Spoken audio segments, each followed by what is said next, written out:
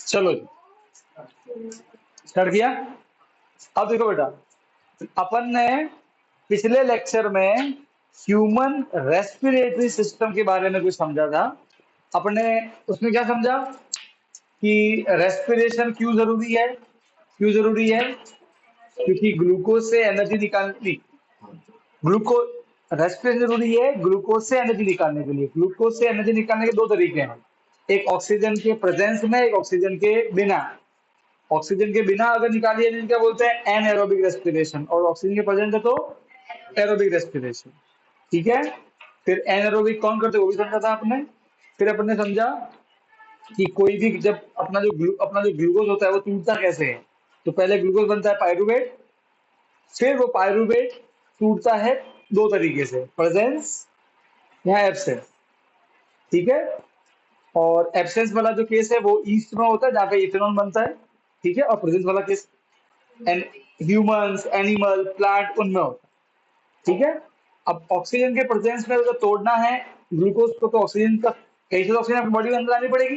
Plant कहाँ से लेते हैं ऑक्सीजन? स्टोमेटा के थ्रू। प्लांट में स्टोमेटा होता है वो, है ना। तो प्लांट ऑक्सीजन बनाते भी हैं और यूज भी करते हैं। बनाते किसमें है? फोटोसिंथेसिस में। वो यूज कब करते हैं? रेस्पिरेशन। ठीक है, और हम कहां से लेते हैं ऑक्सीजन? एटमोस्फेयर से। फिश कहां से लेती है ऑक्सीजन? वाटर से। वाटर में ऑक्सीजन बहुत कम होती है। वाटर में ऑक्सीजन कहां से आती है? जो हवा में है ना ऑक्सीजन, वही पानी के अंदर में मिक्स हो जाता है, सो वो डिजोल्व होगा। पर पानी के अंदर में इतनी नहीं होती जितना हवा में होती है। इसलिए जो एक्वेटिक एनिमल होते हैं वो बहुत स्पीडली ब्रीथिंग करते हैं। तो उनका सिस्टम क्या होता है? अच्छा, अब ऑक्सीजन जो होता है वो कहाँ पे किसको चाहिए? हमारे बॉडी के सेल को चाहिए। अब हमारे केस में वो ऑक्सीजन कहाँ जाता है? लंग्स में। फिश के केस में वो ऑक्सीजन कहाँ मिलता है उसको? गिल्स में। पर अब ऐसा है कि ऑक्सीजन को गिल्स से और हमारे लंग्स से बॉडी के सेल तक कोई ले जाने वाला चाहिए। वो काम कौन करता है? हमारा ब्लड। कौन करता है? ब्लड। जो ब्लड होता है वो हमारे लंग्स में आता है। पहले तो ब्लड जो होता है वो सारे सेल से CO2 लेके आता है। कहाँ लेके आता है? हमारे लंग्स में। ठीक है, और फिर वहां से वो ब्लड जो है, ब्लड का जो CO2 है वो हमारे लंग्स में, लंग्स मतलब हमारे एल्विलाई में आ जाता है ना, एल्विलाई निजाम में। और हमारे एल्विलाई में जो ऑक्सीजन है वो कहाँ चला जाता है? हमारे ब्लड में। तो ब्लड जो होता है, अच्छा, ऐसा ब्लड जिसके अंदर ऑक्सीजन नहीं है और CO2 है वो क्या कहलाता है? D oxygenated blood.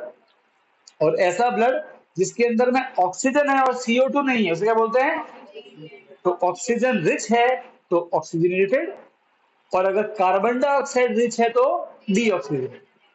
तो हमारे लंग्स में कौन सा ब्लड आता है? डी ऑक्सीजन, CO2 वाला ब्लड। वो ब्लड CO2 कहाँ छोड़ता है? एल्वेलाई में। ठीक है, और एल्वेलाई के अंदर जो ऑक्सीजन है जो हमने अंदर लिया है श्वास, श्वास के जरिए, वो ऑक्सीजन क्या हो जाता है? ब्लड में। तो ब्लड डी ऑक्सीजन से क्या बन जाता है? ऑक्सीजन। अब वो ब्लड ऑक्सीजन को लेकर, और जो ऑक्सीजन को लेकर कहाँ जाता है? बॉडी के सेल के पास। फिर वो बॉडी के सेल को देता है ऑक्सीजन, और बदले में वापस से क्या ले लेता है उससे? CO2। वापस से जो ब्लड था ऑक्सीजनेटेड वो क्या बन जाता है? D oxygen. फिर वापस से वो कहाँ आता है? लंग्स में। वापस से क्या करता है वो? CO2 छोड़ता है एल्विलाई में। तब तक हमने ब्रीदिंग कर ली होती है। वापस से O2 जो होता है एल्विलाई में वापस से ब्लड ले लेता है। वापस से ब्लड क्या बन जाता है? ऑक्सीजन। वापस से वो कहाँ जाता है? सेल के पास। और ये चक्कर पूरे दिन चलता है। ठीक है, बात समझ में आ गई? ओके, अब मेन बात तो यही अटकी है ना, सब समझ में आ गया। नोज है, मैं वो सब दिखा दिया ना, वो पूरा नसल पैसेज में पूरा वीडियो दिखाया आपको, है ना। अंदर पूरा ट्रैकिया, वो ट्रैकिया में वो कार्टिलेज का सी शेप कार्टिलेज होता है। ब्रोंका है अंदर, वो अंदर रस्ते के रस्ते एंड में एल्विला है। एल्विला को किसने घेर रखा है? ब्लड वेसल ने घेर रखा है। अरे भाई हाँ के ना, बात समझ में आ गई? पर अभी भी कुछ सवाल तो वही है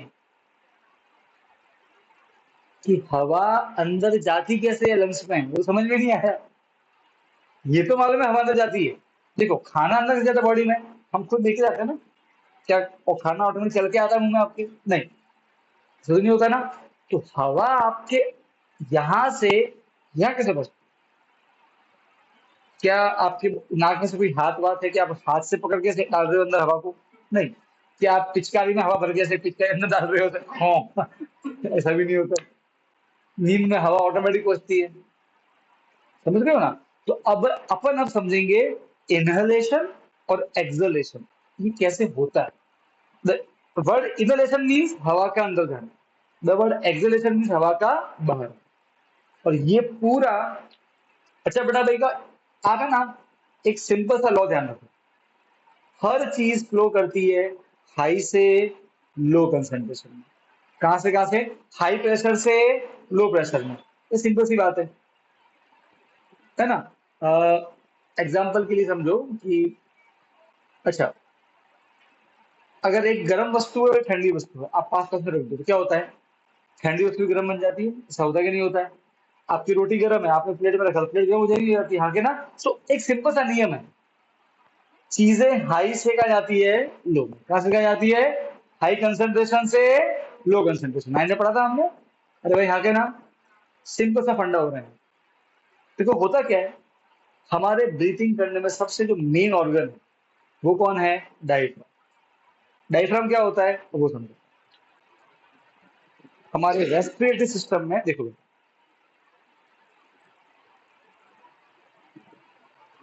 अब समझो, हमारा जो रेस्पिरेटरी सिस्टम है उसमें नोज है, ट्रैकिया है, विंड बॉक्स है, ब्रोंकाई है, फिर आगे आगे ब्रोंकाइलस है, फिर एल्वियोलाई है, लंग्स है, सही बात है? अरे बोलो। हमारे लंग्स के नीचे एक मस्कुलर शीट है, चद्दर है, मांस की एक चद्दर है, जिसे बोलते हैं डायफ्राम। वो ऐसी दिखती है।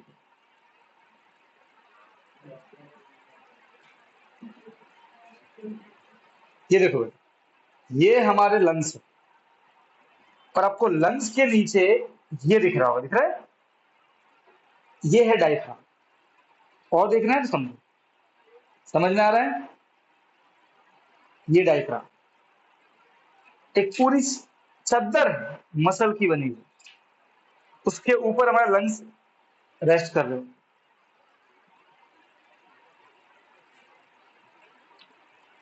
ये बात समझ में आ रही है? सबसे इंपॉर्टेंट रोल ये प्ले करता है। अब देखो बेटा, अब मैं आपको ये बात बताता हूँ। बेटा हमारे जो लंग्स होते हैं वो हमारे चेस्ट कैविटी, देखो बेटा अब मैं आपको है ना एक चीज बताता हूँ। देखो, हमारे जो बेटा चेस्ट है उसमें,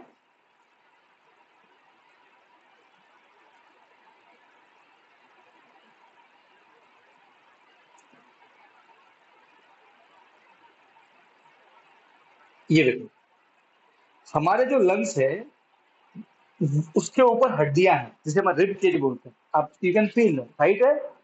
अब देखो, एक तो लंग्स किसमें बने हैं? रिब केज के अंदर, और नीचे कौन है उसके? डायफ्राम। ठीक है? अब ये दो चीजें, रिब केज और डायफ्राम, ये दोनों मिला के बहुत ही इंपॉर्टेंट रोल प्ले करते हैं हवा के अंदर आने में और बाहर जाने में। कैसे? तो समझो,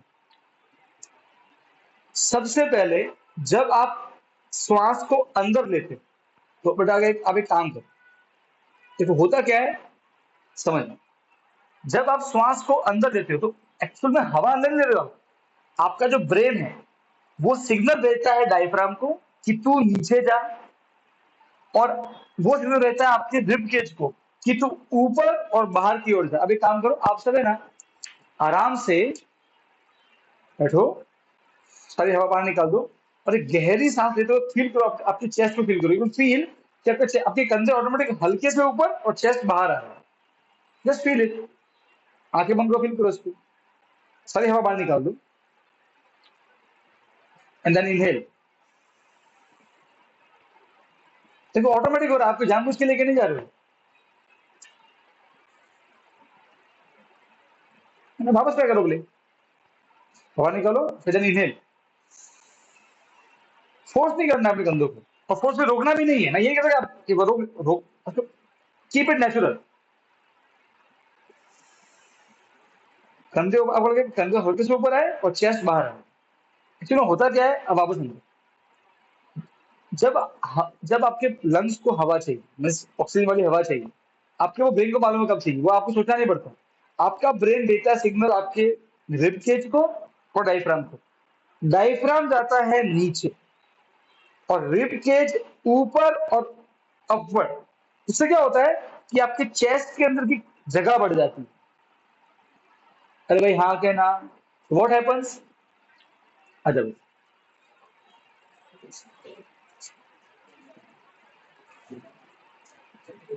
देख अभी कोई है लेक्चर में ऑनलाइन में? नहीं, क्या कोई यार बाहर गया था क्या? अब देखो बेटा, हमारे जो लंग्स है, ठीक है, जब भी हमको एयर को अंदर लेना है, हम एयर अंदर नहीं लेते, हमारे बॉडी का कोई पार्ट नहीं जो हवा को खींच रहा है, नहीं, ये सिंपल एक प्रिंसिपल में काम कर रहा है। वो प्रिंसिपल है हाई प्रेशर और लो प्रेशर। हवा जो होती है बेटा, आपने पढ़ा होगा ज्योग्राफी में, वो बहती है हाई प्रेशर से लो प्रेशर, ठीक है। आपने ये भी पढ़ा होगा ज्योग्राफी में कि जब खाली जगह होती है उसे बोलते हैं लो प्रेशर, और जब जगह बहुत टाइटली लोग भरे होते हैं उसे बोलते हैं हाई प्रेशर। अब ध्यान सुनना, जब आपका ब्रेन भेजता है सिग्नल आपके डायफ्राम को और रिब केज को कि डायफ्राम तुम नीचे जाओ, रिब केज तुम ऊपर और बाहर जाओ, इससे क्या होता है, आपकी जो चेस्ट कैविटी है उसमें जगह बढ़ जाती है। अब चेस्ट कैविटी में जब जगह बढ़ जाती है, राइट है, जगह का बढ़ना मतलब लो प्रेशर, और नाक के बाहर क्या होता है, हाई प्रेशर, तो हवा ऑटोमेटिक अंदर जाती है, कोई अंदर हवा नहीं दे रहा। आपका जो ब्रेन है वो आपके डायफ्राम और रिब केज की हेल्प से क्या करता है, क्रिएट लो प्रेशर। कहाँ करता है लो प्रेशर, चेस्ट कैविटी में। और जब चेस्ट कैविटी बनता है लो प्रेशर और कंपैरेटिवली बाहर क्या होता है, हाई प्रेशर, तो हवा ऑटोमेटिक बाहर से अंदर आती है, कोई हवा को बाहर से अंदर नहीं ले। So during inhalation, diaphragm move downward, chest or rib cage move upward and outward. Due to this, the space of chest cavity can gets increased. When the space of the chest cavity increase, it creates low pressure.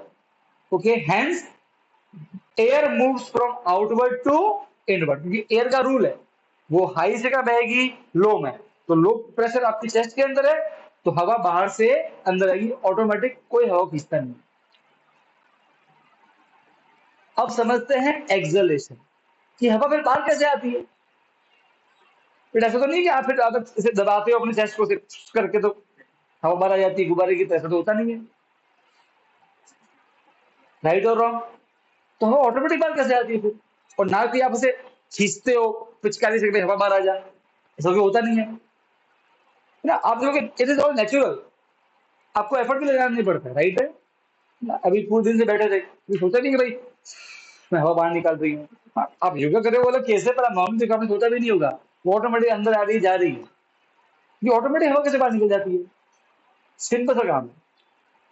अब जब आपको हवा को बाहर छोड़ना, देखो आपने हवा अंदर ले ली, हवा अंदर ले ली मतलब वो ऑटोमेटिक अंदर गई, वो आपने इनहेलेशन कर लिया, ठीक है।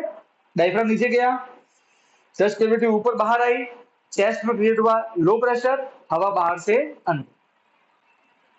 अब बाहर से अंदर आ गई, बाहर से ऑक्सीजन अंदर आ गया, आपका ब्लड उस ऑक्सीजन को लेकर चला गया सेल के पास में, और बदले में क्या क्या छोड़ के गया लंग्स में, CO2। अब उस CO2 को बाहर निकालना पड़ेगा, सही है, तो हवा बाहर निकालनी पड़ेगी आपको, ठीक है। अब क्या होगा, अब अगेन हमारा जो ब्रेन है वो भेजता सिग्नल डायफ्राम को और रिब केज को कि भाई तू तो गया नीचे और रिब केज ऊपर आ गया, तो अब वापस बोलते डायफ्राम तू ऊपर आ जा और रिब केज डाउन चले जाए।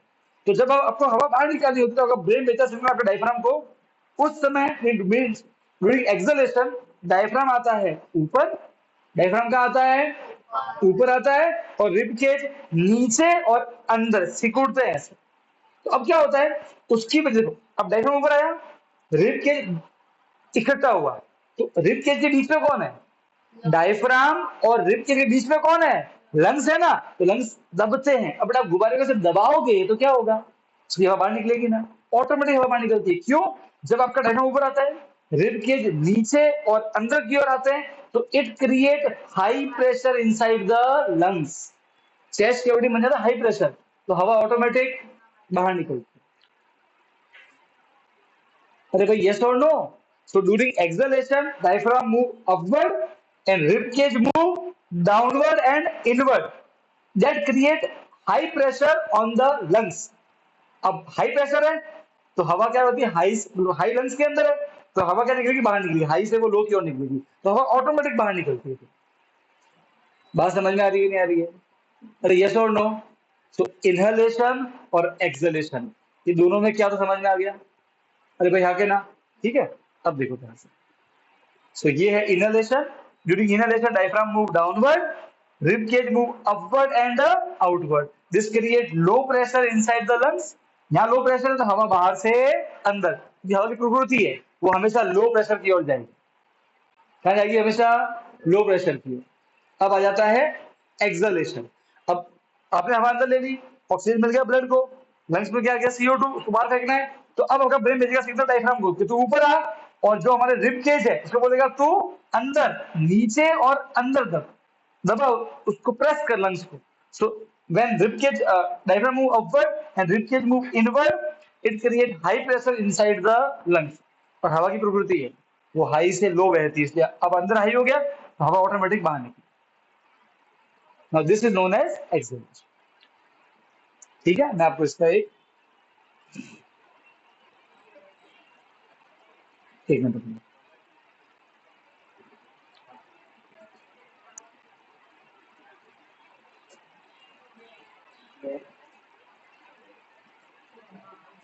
देखो बेटा इस तरीके से यहाँ देखो,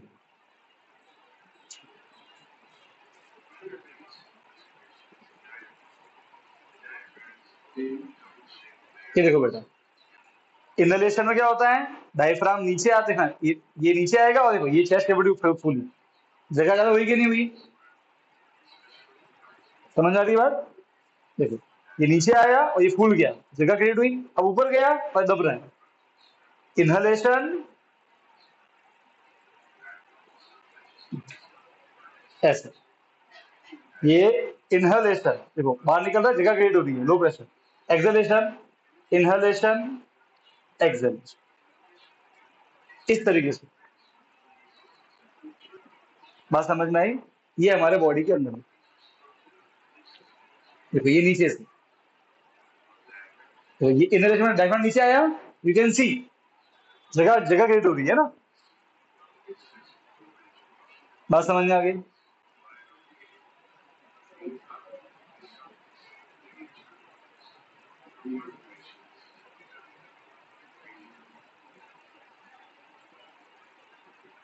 बात समझ में आ गई कि कैसे होता है. ठीक है, तो ये था प्रोसेस किसका, इनहेलेशन और एक्सहेलेशन.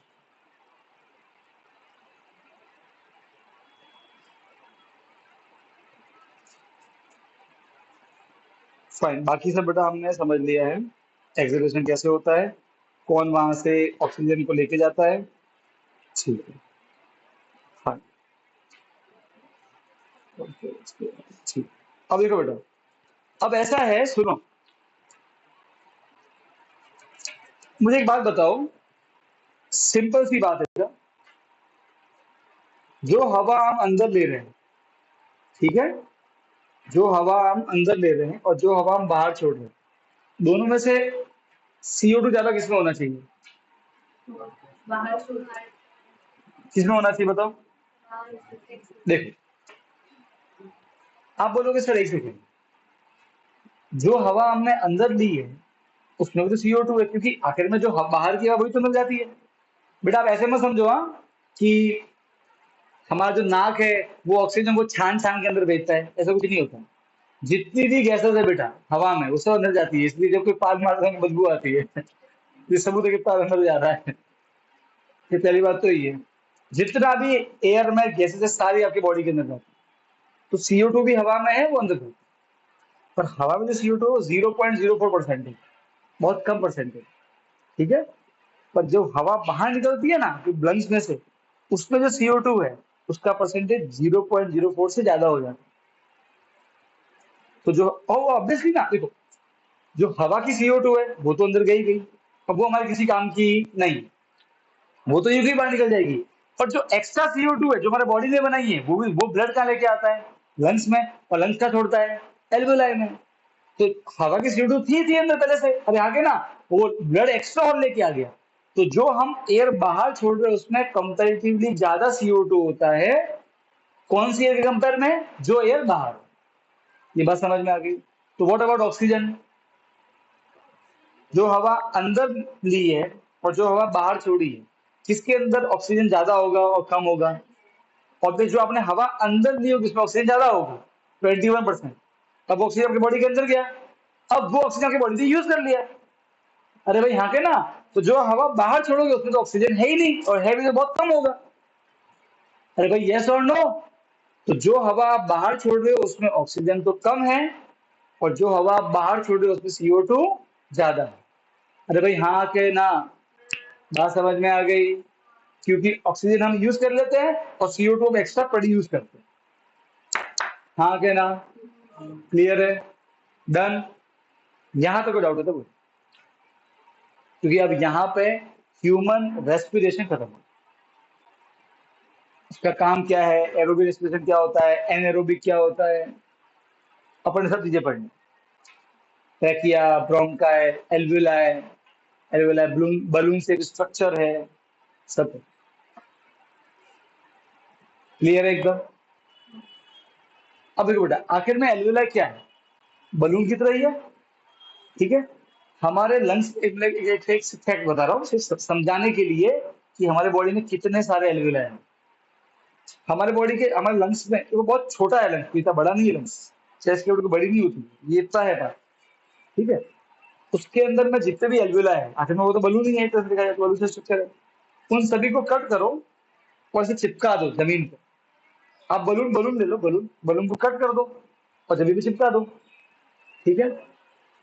तो आप जानते हो कितनी जगह गिर जाएगी अगर हम सारे एल्विला जो कि बलून जैसे ही हैं उनको कट कर करके जमीन पे भी चिपका दें। तो आपने टेनिस का कोर्ट देखा है? टेनिस का कोर्ट देखा किसी ने? अच्छा, आपने स्कूल में वो देखा, बास्केटबॉल का कोर्ट देखा है? देखा है, राइट है। इतनी जगह कवर हो गई।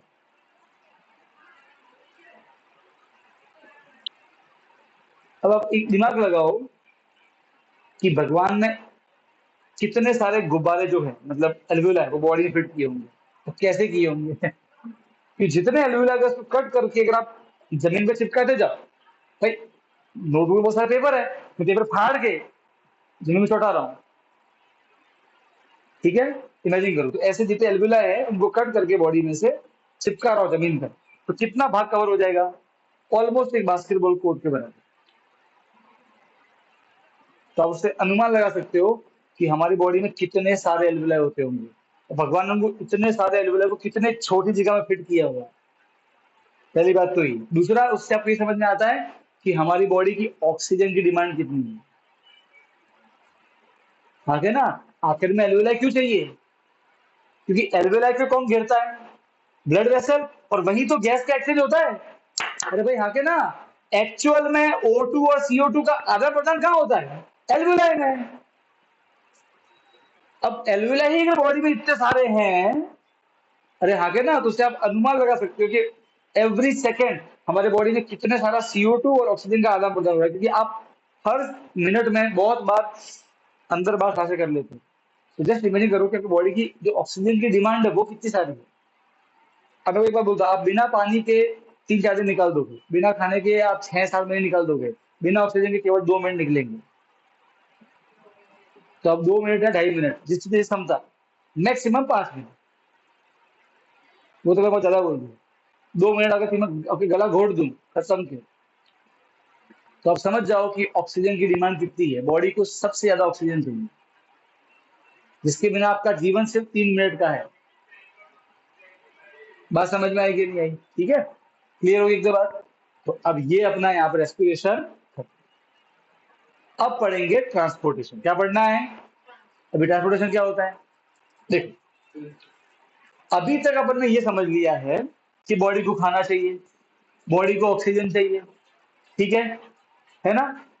और हमने ये भी समझ लिया कि जब बॉडी को खाना चाहिए, बॉडी को ऑक्सीजन चाहिए, तो खाना जो होता है वो जाता है स्मॉल इंटेस्टाइन में, ऑक्सीजन है लंग्स में। बदले में हमारी बॉडी क्या बनाती है? बहुत सारा वेस्ट बनाती है। एक कौन सा वेस्ट है? CO2। उसके अलावा और भी बहुत सारे वेस्ट है, जिसे हम बोलते हैं यूरिया, यूरिक एसिड, या बोलेंगे आगे जाके बोलेंगे नाइट्रोजनस वेस्ट। वो वेस्ट इतने हानिकारक होते हैं बॉडी के लिए कि अगर वो बॉडी के सेल के अंदर इकट्ठे होते गए, CO2 को बनाता है बॉडी का सेल, नाइट्रोजनस वेस्ट को बनाता है बॉडी का सेल, यूरिया का बनाता है बॉडी का सेल। क्यों? क्योंकि बॉडी का जो सेल है वो एक फैक्ट्री की तरह है, उसके अंदर बहुत सारे केमिकल बनते रहते हैं, ठीक है। तो जब भी आप कोई फैक्ट्री को देखोगे तो फैक्ट्री में बहुत सी चीजें बनती है, पर फैक्ट्री का वेस्ट भी बनता है। तो भाई यहाँ के ना फैक्ट्री में वस्तुएं काम की भी बनती है, तो जो वेस्ट है वो भी बनता है, वो हमारे किसी काम का होता नहीं है। और भाई यहाँ के ना तुम क्या करते हैं, वेस्ट को निकाल के फेंक देते, सही होता है। तो हमारे बॉडी भी तो एक फैक्ट्री है, एक जीती जैसी फैक्ट्री आपके सामने खड़ी है। आप खुद की बॉडी देख सकते हैं, वो फैक्ट्री है। एवरी सेकंड अंदर कुछ ना कुछ चल रहा है। बात समझ में आ रही कि नहीं आ रही है? अरे हाँ के ना, तो इतना सारा अच्छी चीज बन रही है तो बहुत सारी वेस्ट भी बनता होगा, तो वेस्ट बॉडी से बाहर भी फेंकना है।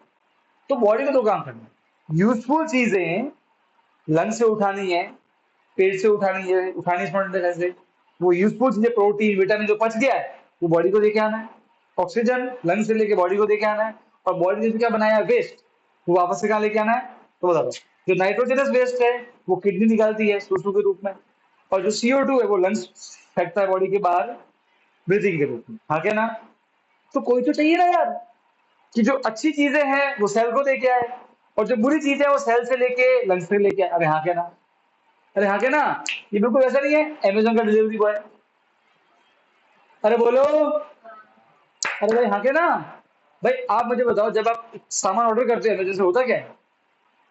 मैं ऑर्डर करने वाला, नंदू है सेलिंग करने वाली, बीच में कौन है? अमेजोन। अरे हाँ क्या ना? मैं ऑर्डर करता हूँ कि मुझे एक मोबाइल फोन चाहिए नया, नथिंग 2A, ठीक है, buy now click payment done, वो जाता है इसके पास। फिर ये उसको बोलते हैं तेरे पास है ना, कि हाँ चल मुझे भेज। अब उससे वो कहाँ बैठा है, ये कहाँ बैठी है, इसका तो ऑफिस जयपुर में है, यहाँ के दिल्ली में है। वो कहाँ बैठी है, वो बैठी है कहीं मान लो कि महाराष्ट्र में दुकान है इसकी, ठीक है। अब इसको सामान भेजना है किसको, ये बोलेगे भाई ये डिटेल है, सामान भेजो यहाँ तक, ये एड्रेस है। अब वो सामान वो पैक करेगी, मुझे भेजना है, बीच में कौन चाहिए? कुरियर वाला चाहिए, कुरियर वाला, बस वो है। वो हमारे बॉडी में भी होता है। कोई ऐसा बॉडी में चाहिए जो बुरी चीजें जो सेल में बन रही है उसको वहां पे लेके आए जहां से वो बॉडी से बाहर निकल सके, और जो अच्छी चीजें हैं, जो खाना पच गया है, न्यूट्रिएंट, ऑक्सीजन, उनको सेल के पास लेके जाए। तो कोई हमें एक डिलीवरी बॉय चाहिए बॉडी के सेल और लंग्स के बीच में, बॉडी के सेल और इंटेस्टाइन के बीच में, बॉडी के सेल और किडनी के बीच में, कि सेल का वेस्ट वो किडनी तक लेके जाए, सेल का वेस्ट वो CO2 लंग्स से लेके आए, लंग्स का ऑक्सीजन वो सेल तक लेके जाए, इंटेस्टाइन का प्रोटीन विटामिन जो भी पचा है वो सब कहाँ लेके जाए, सेल के पास। तो ऐसा चाहिए। अरे हाँ क्या ना? ठीक है। तो इसके लिए हमारी बॉडी ने एक बहुत ही ब्यूटीफुल सिस्टम सेट करके हमको दिया हुआ, उसका नाम है ह्यूमन ट्रांसपोर्टेशन सिस्टम। उसका एक ही काम है, ऑक्सीजन, खाना जो पच गया है उसको सेल को लेके जाओ, सेल ने जो वेस्ट बनाया है वो या तो किडनी या लंग्स पे लेके, उसका यही काम, और कोई काम नहीं है उसका, बस। बात समझ में आ गई? तो ह्यूमन ट्रांसपोर्टेशन सिस्टम के कौन कौन से पार्ट्स है, उसमें क्या क्या होता है, वो सब। ठीक है। अब मैं आपको दिखाता हूँ ह्यूमन ट्रांसपोर्टेशन सिस्टम।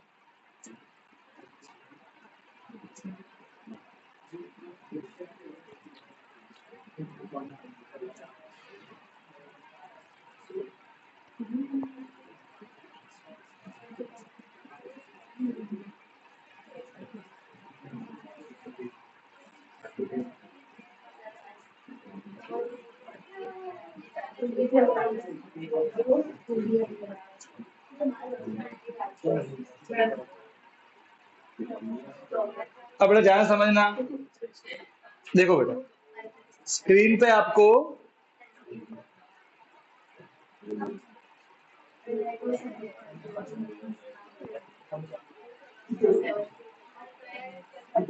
बेटा देखो, अगर आप इंसान के शरीर को, ठीक है, हमारे ह्यूमन ट्रांसपोर्टेशन सिस्टम में तीन चीजें होती है। ये जो काम है ना अमेजोन का डिलीवरी बॉय वाला काम, ये तीन चीजें मिलकर करती है।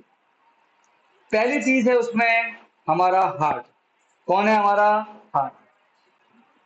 दूसरी है वो नलियां जिनमें हमारा खून बहता है, ब्लड। ब्लड लिक्विड है, लिक्विड को चलने के लिए पाइप चाहिए, तो ब्लड वेसल्स क्या है ये? Blood vessels. तो ह्यूमन ट्रांसपोर्टेशन सिस्टम के तीन पार्ट है, पहला है ब्लड, खुद ब्लड, दूसरा ब्लड वेसल्स, वो पाइप जिसमें ब्लड बहेगा, ठीक है। और तीसरा ह्यूमन हार्ट। ये तीनों ब्लड, ब्लड वेसल और हार्ट, ये तीनों मिलके काम कौन सा कर रहे हैं, एमेजोन की डिलीवरी बॉय। सामान को यहां से उठाया, लंग्स में छोड़ा, यहां से उठाया, सेल को दिया, सामान को सेल से उठाया, किडनी को दिया, सामान को उठाया इंटेस्टाइन से, सेल को दिया। बस उठाना और देना, ये लो, यहाँ से उठाया, यहाँ दिया, यहाँ से उठाया, यहाँ। तो ये काम कौन करता है, उस पूरे काम करने के लिए प्लीज डिस्टर्ब मत, प्लीज यहाँ देखो, ये पूरा काम करने के लिए हमारे बॉडी में ये पूरा सिस्टम बनाया गया है। अब आप ध्यान से देखना, अब हम एक एक करके पढ़ेंगे ट्रांसपोर्टेशन सिस्टम के पार्ट्स। सबसे पहला कौन सा पार्ट है, तो ब्लड। ब्लड क्या होता है, इसके कौन कौन से पार्ट है वो समझते हैं। फिर सेकंड पढ़ेंगे ब्लड वेसल्स, कि भाई वो कैसी होती है, क्योंकि आप देखोगे यहाँ पे तो रंग बिरंगी दिखाई हुई है, सच में कोई रंग बिरंगी नहीं है, ये किसी और कारण से ऐसा एक ब्लू और एक रेड भी दिखा हुआ है, और कल मैंने बताया भी था, ठीक है, मैं आगे बताऊंगा अभी आपको। और फिर ये हार्ट क्यों है, अगर ये नहीं हो तो क्या होगा, और कैसे पूरे बॉडी में, आप सोचो, इमेजिंग करो बेटा, ग्रेविटी क्या लगती है नीचे की ओर, और सोचो हार्ट तो हमारे यहाँ होता है, ठीक है, हमारा ब्लड तो माथे में भी है, कंधे में भी है, सोचो ग्रेविटी के अगेंस्ट जितना भी पानी है, बेटा सो ग्रेविटी तो सारे पानी, ब्लड तो पानी ही है ना, तो सारा बेटा जो ब्लड है वो तो हमारे पाँव में इकट्ठा हो जाना चाहिए, क्योंकि ग्रेविटी तो लगती है नीचे, फिर भी ब्लड यहाँ क्यों है, यहाँ क्यों है, यहाँ लगे तो भी ब्लड निकलेगा। तो कौन है जो ब्लड को पूरे बॉडी में फ्लो करवाता है, आप समझो, कोई तो होना चाहिए ना बॉडी में, वरना तो फिर ऑटोमेटिक ऐसे ब्लड तो पानी की तरह है। आप एक काम करो बेटा, एक कहीं से ब्लड लेके आओ एक थैली भर के, और ऐसे थैली काट दो, फिर देखते हैं क्या ब्लड ऑटोमेटिक हवा में ऊपर जाएगा, नहीं जाएगा, वो तो नीचे ही गिरेगा। तो जब वहां ऐसा हो रहा तो बॉडी में ऐसा क्यों नहीं हो रहा, तो कोई तो चाहिए ना ब्लड को, वो खून क्या बोलते हैं, खून दोहरा चालू रखना है, ये बोलते खून दोहरा, ये बोलते हैं ना, अरे भाई आगे ना पूरे बॉडी में वो ब्लड कोई तो चाहिए, तो कौन है वो जो पूरी बॉडी में ब्लड को फ्लो करवाता है, ऐसा, ठीक है। सबसे पहले अपन पढ़ते हैं ह्यूमन ब्लड के अलग अलग।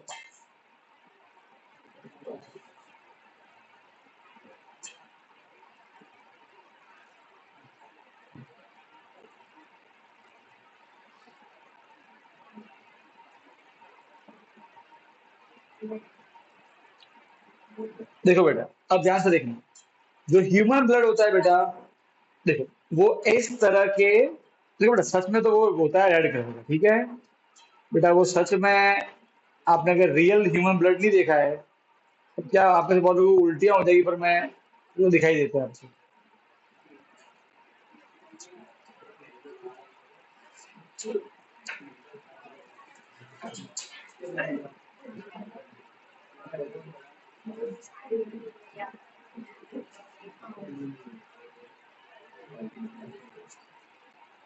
ओके, हो सकता है आपको थोड़ा सा विचलित ये चीजें करें।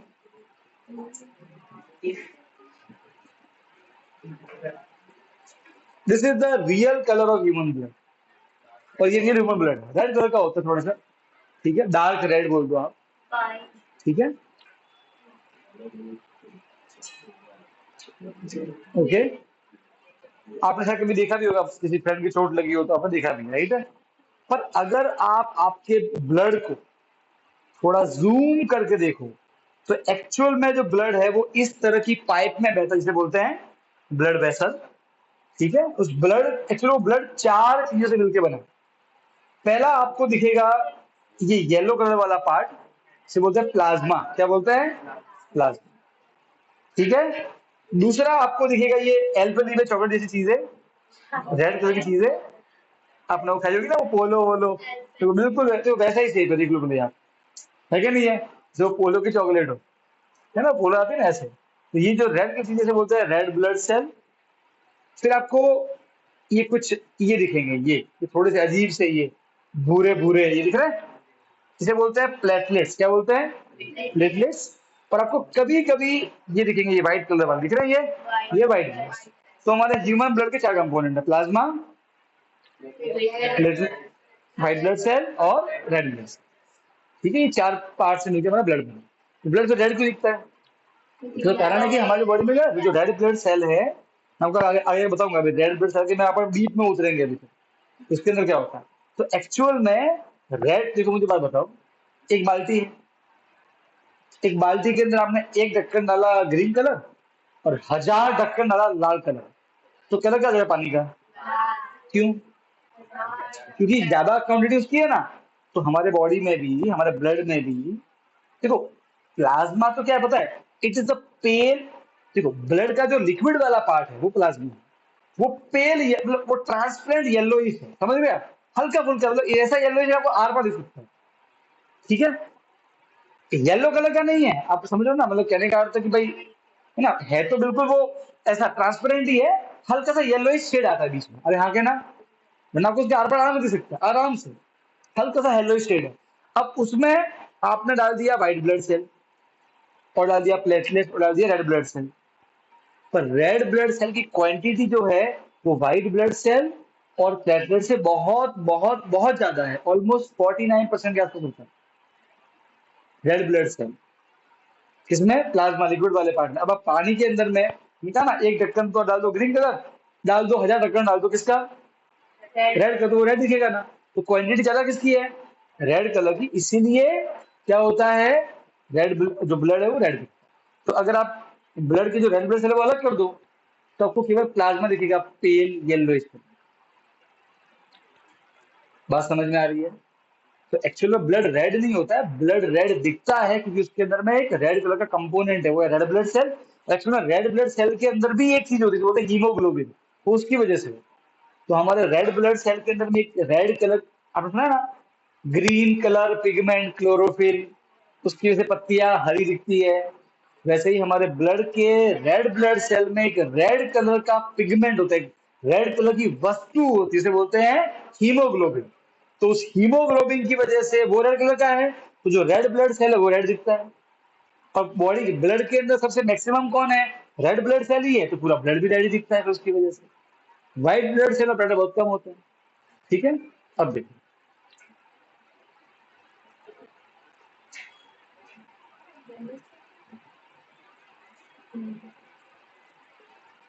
अब बेटा सबका काम क्या है वो समझ लेते हैं। ये देखो बेटा, हमारे बॉडी में, हमारे ब्लड में, अगर हमारे ब्लड में बात करें परसेंटेज वाइज, तो 45% to 49% depend upon the person to person.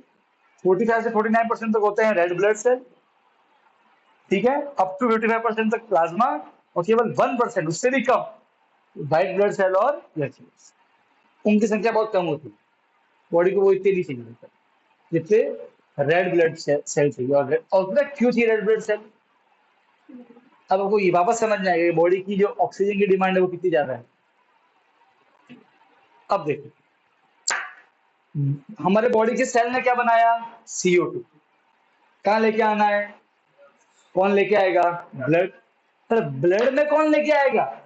वहां 4 लोग हैं, plasma, platelets, white blood cell. Platelets और व्हाइट ब्लड सेल का ये काम है ही नहीं, ये देना लेना वो संभलता ही नहीं, इसका कुछ और ही काम, तो समझेंगे आगे। ये जो सामान को उठाना, लेके आना, लेके जाना, ये काम करते हैं रेड ब्लड सेल और प्लाज्मा। उसमें से भी रेड ब्लड सेल का केवल एक ही काम है, ऑक्सीजन को लंग से उठा के किसको देके आना? सेल को। और उसका कोई काम नहीं, सोचो, केवल अकेले ऑक्सीजन के लिए अलग से रेड ब्लड सेल दिए हमको भगवान ने, और वो भी 45 से 49% ब्लड में। उससे आप अनुमान लगा दो कि बॉडी की ऑक्सीजन की डिमांड कितनी है। एक मिनट।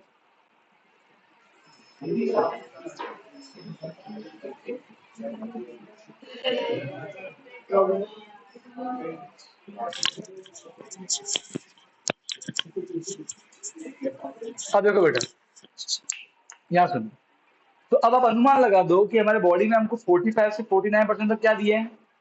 Red blood cell. तो सोचो बॉडी, और वो भी सिर्फ अकेले, और उसका काम क्या है?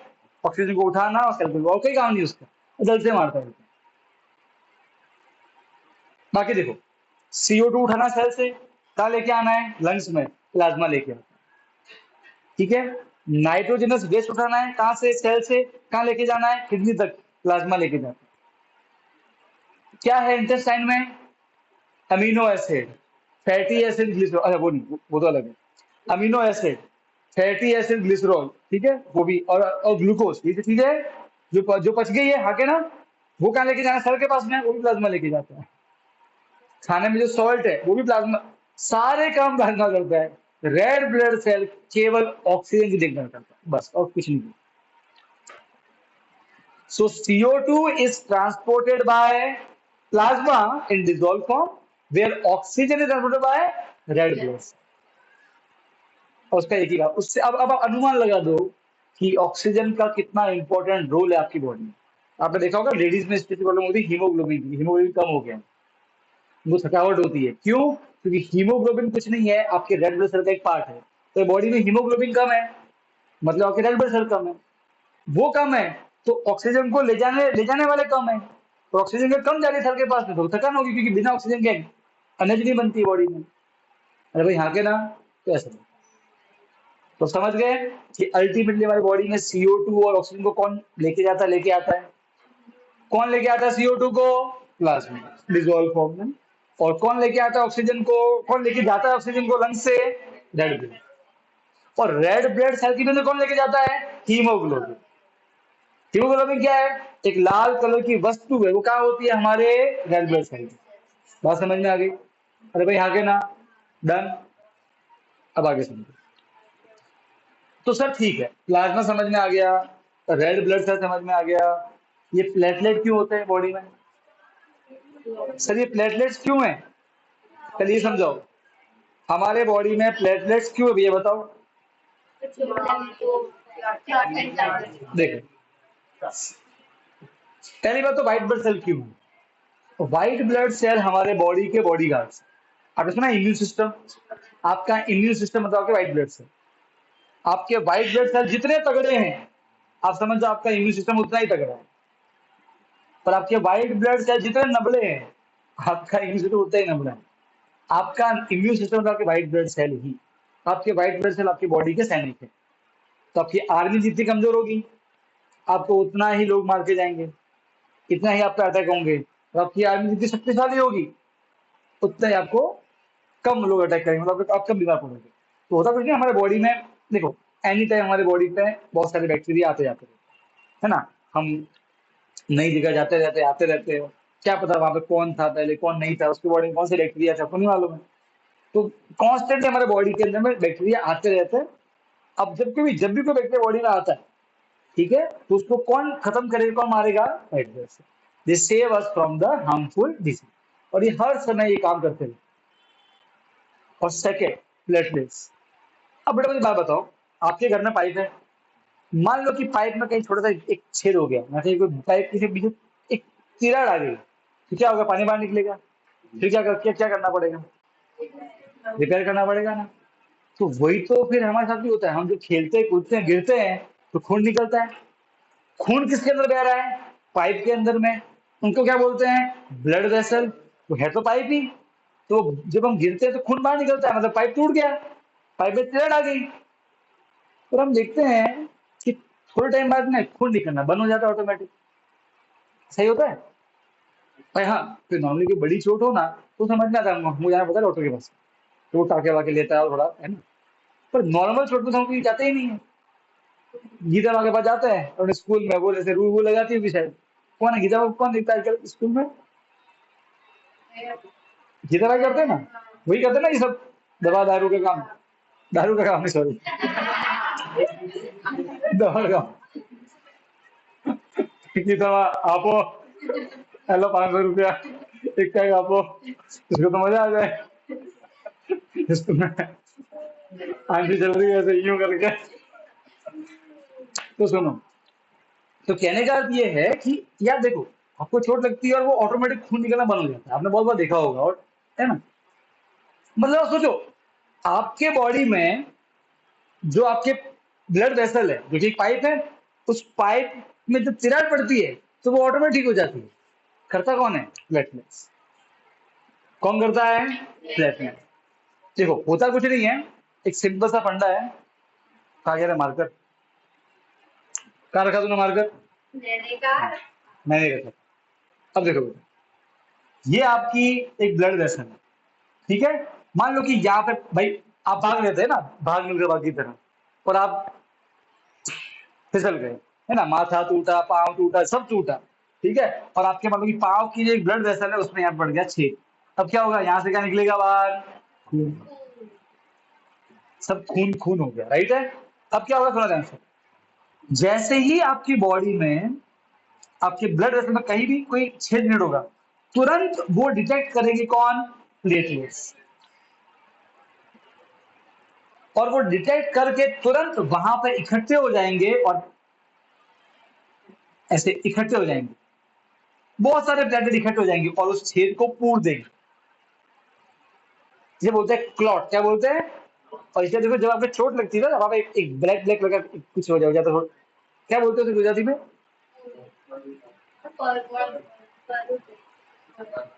जब चोट लगती है तो एक दो दिन बाद होता है उसपे एक ब्लैक ब्लैक चीज आ जाती है, उसे क्या बोलते हो तुम, वो जो भी बोलते हो, पपड़ी जो भी है, वो ब्लैक कलर की पपड़ी क्या बोलते हैं, क्लॉट। क्या बोलते हैं, क्लॉट। क्या बोलते हैं, क्लॉट। और वो कौन बनाता है, platelet. So platelet clot the part where blood vessel get damage. कितना बढ़िया सिस्टम भगवान ने दिया सोचो। वरना सोचो, अगर ये नहीं होता तो गिरे, जाओ डॉक्टर के पास में, क्योंकि बॉडी का ब्लड, अगर आपने पाइप को ठीक नहीं किया तो पाइप क्या होगा, पानी निकलता रहेगा, और फिर क्या होगा, धीरे धीरे पता है वो जो तिराड़ है वो बड़ी होती जाती है। और नोटिस किया होगा, यहाँ के ना, सोचो, सारा ब्लड बाहर निकल जाता है, टंकी खाली हो जाती, मर जाते हैं आप।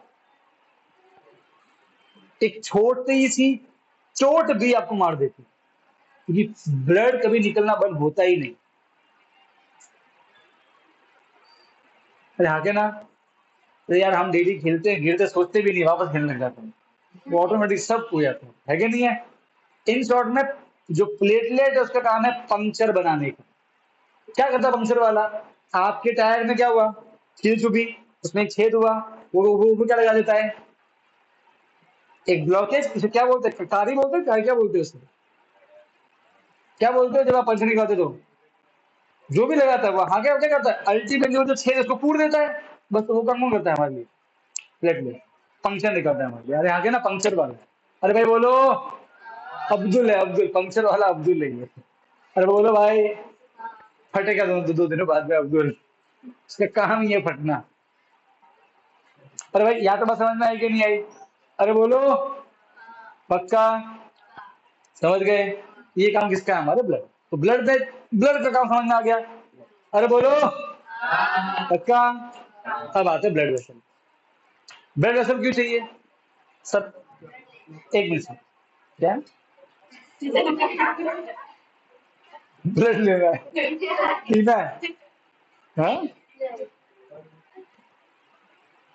अपन लोग मिलकर पियेंगे यार, बच्चा झूठ नहीं बोल रहा हूँ, तेरा और किसका। तो भाई अब सुनो ध्यान से, देखो ब्लड जो है वो पानी है, पानी को फ्लो करने के लिए पाइप चाहिए।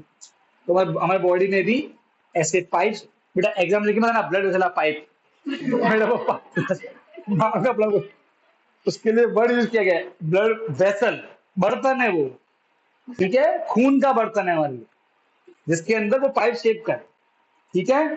अब सुनो, हमारे बॉडी में तीन तरह की ब्लड वेसल होती है, तीन तरह की। अभी तीन तरह की क्यों होती है वो भी समझते हैं। देखो बेटा ध्यान सुनना, जो फर्स्ट टाइप है वो है आर्टरी, सेकेंड टाइप को बोलते हैं कैपिलरीज, थर्ड को बोलते हैं वेन। अब ये तीन टाइप की जरूरत क्यों हमारी बॉडी को, देखो अब ध्यान सुनना, टाइम देखा क्या बोला, अब सुनो ध्यान से, अच्छा खासा टाइम। देखो अब होता क्या है कि पहले आप हमारे बॉडी के काम का समझो। जो वो वाला ब्लड, देखो हमारा हार्ट है, हमारा हार्ट कितनी करता है पता है, हमारा हार्ट जो है वो ब्लड को एक तो अपने पास में लेता है, और फिर उसी ब्लड को अपन से दूर कर देता है।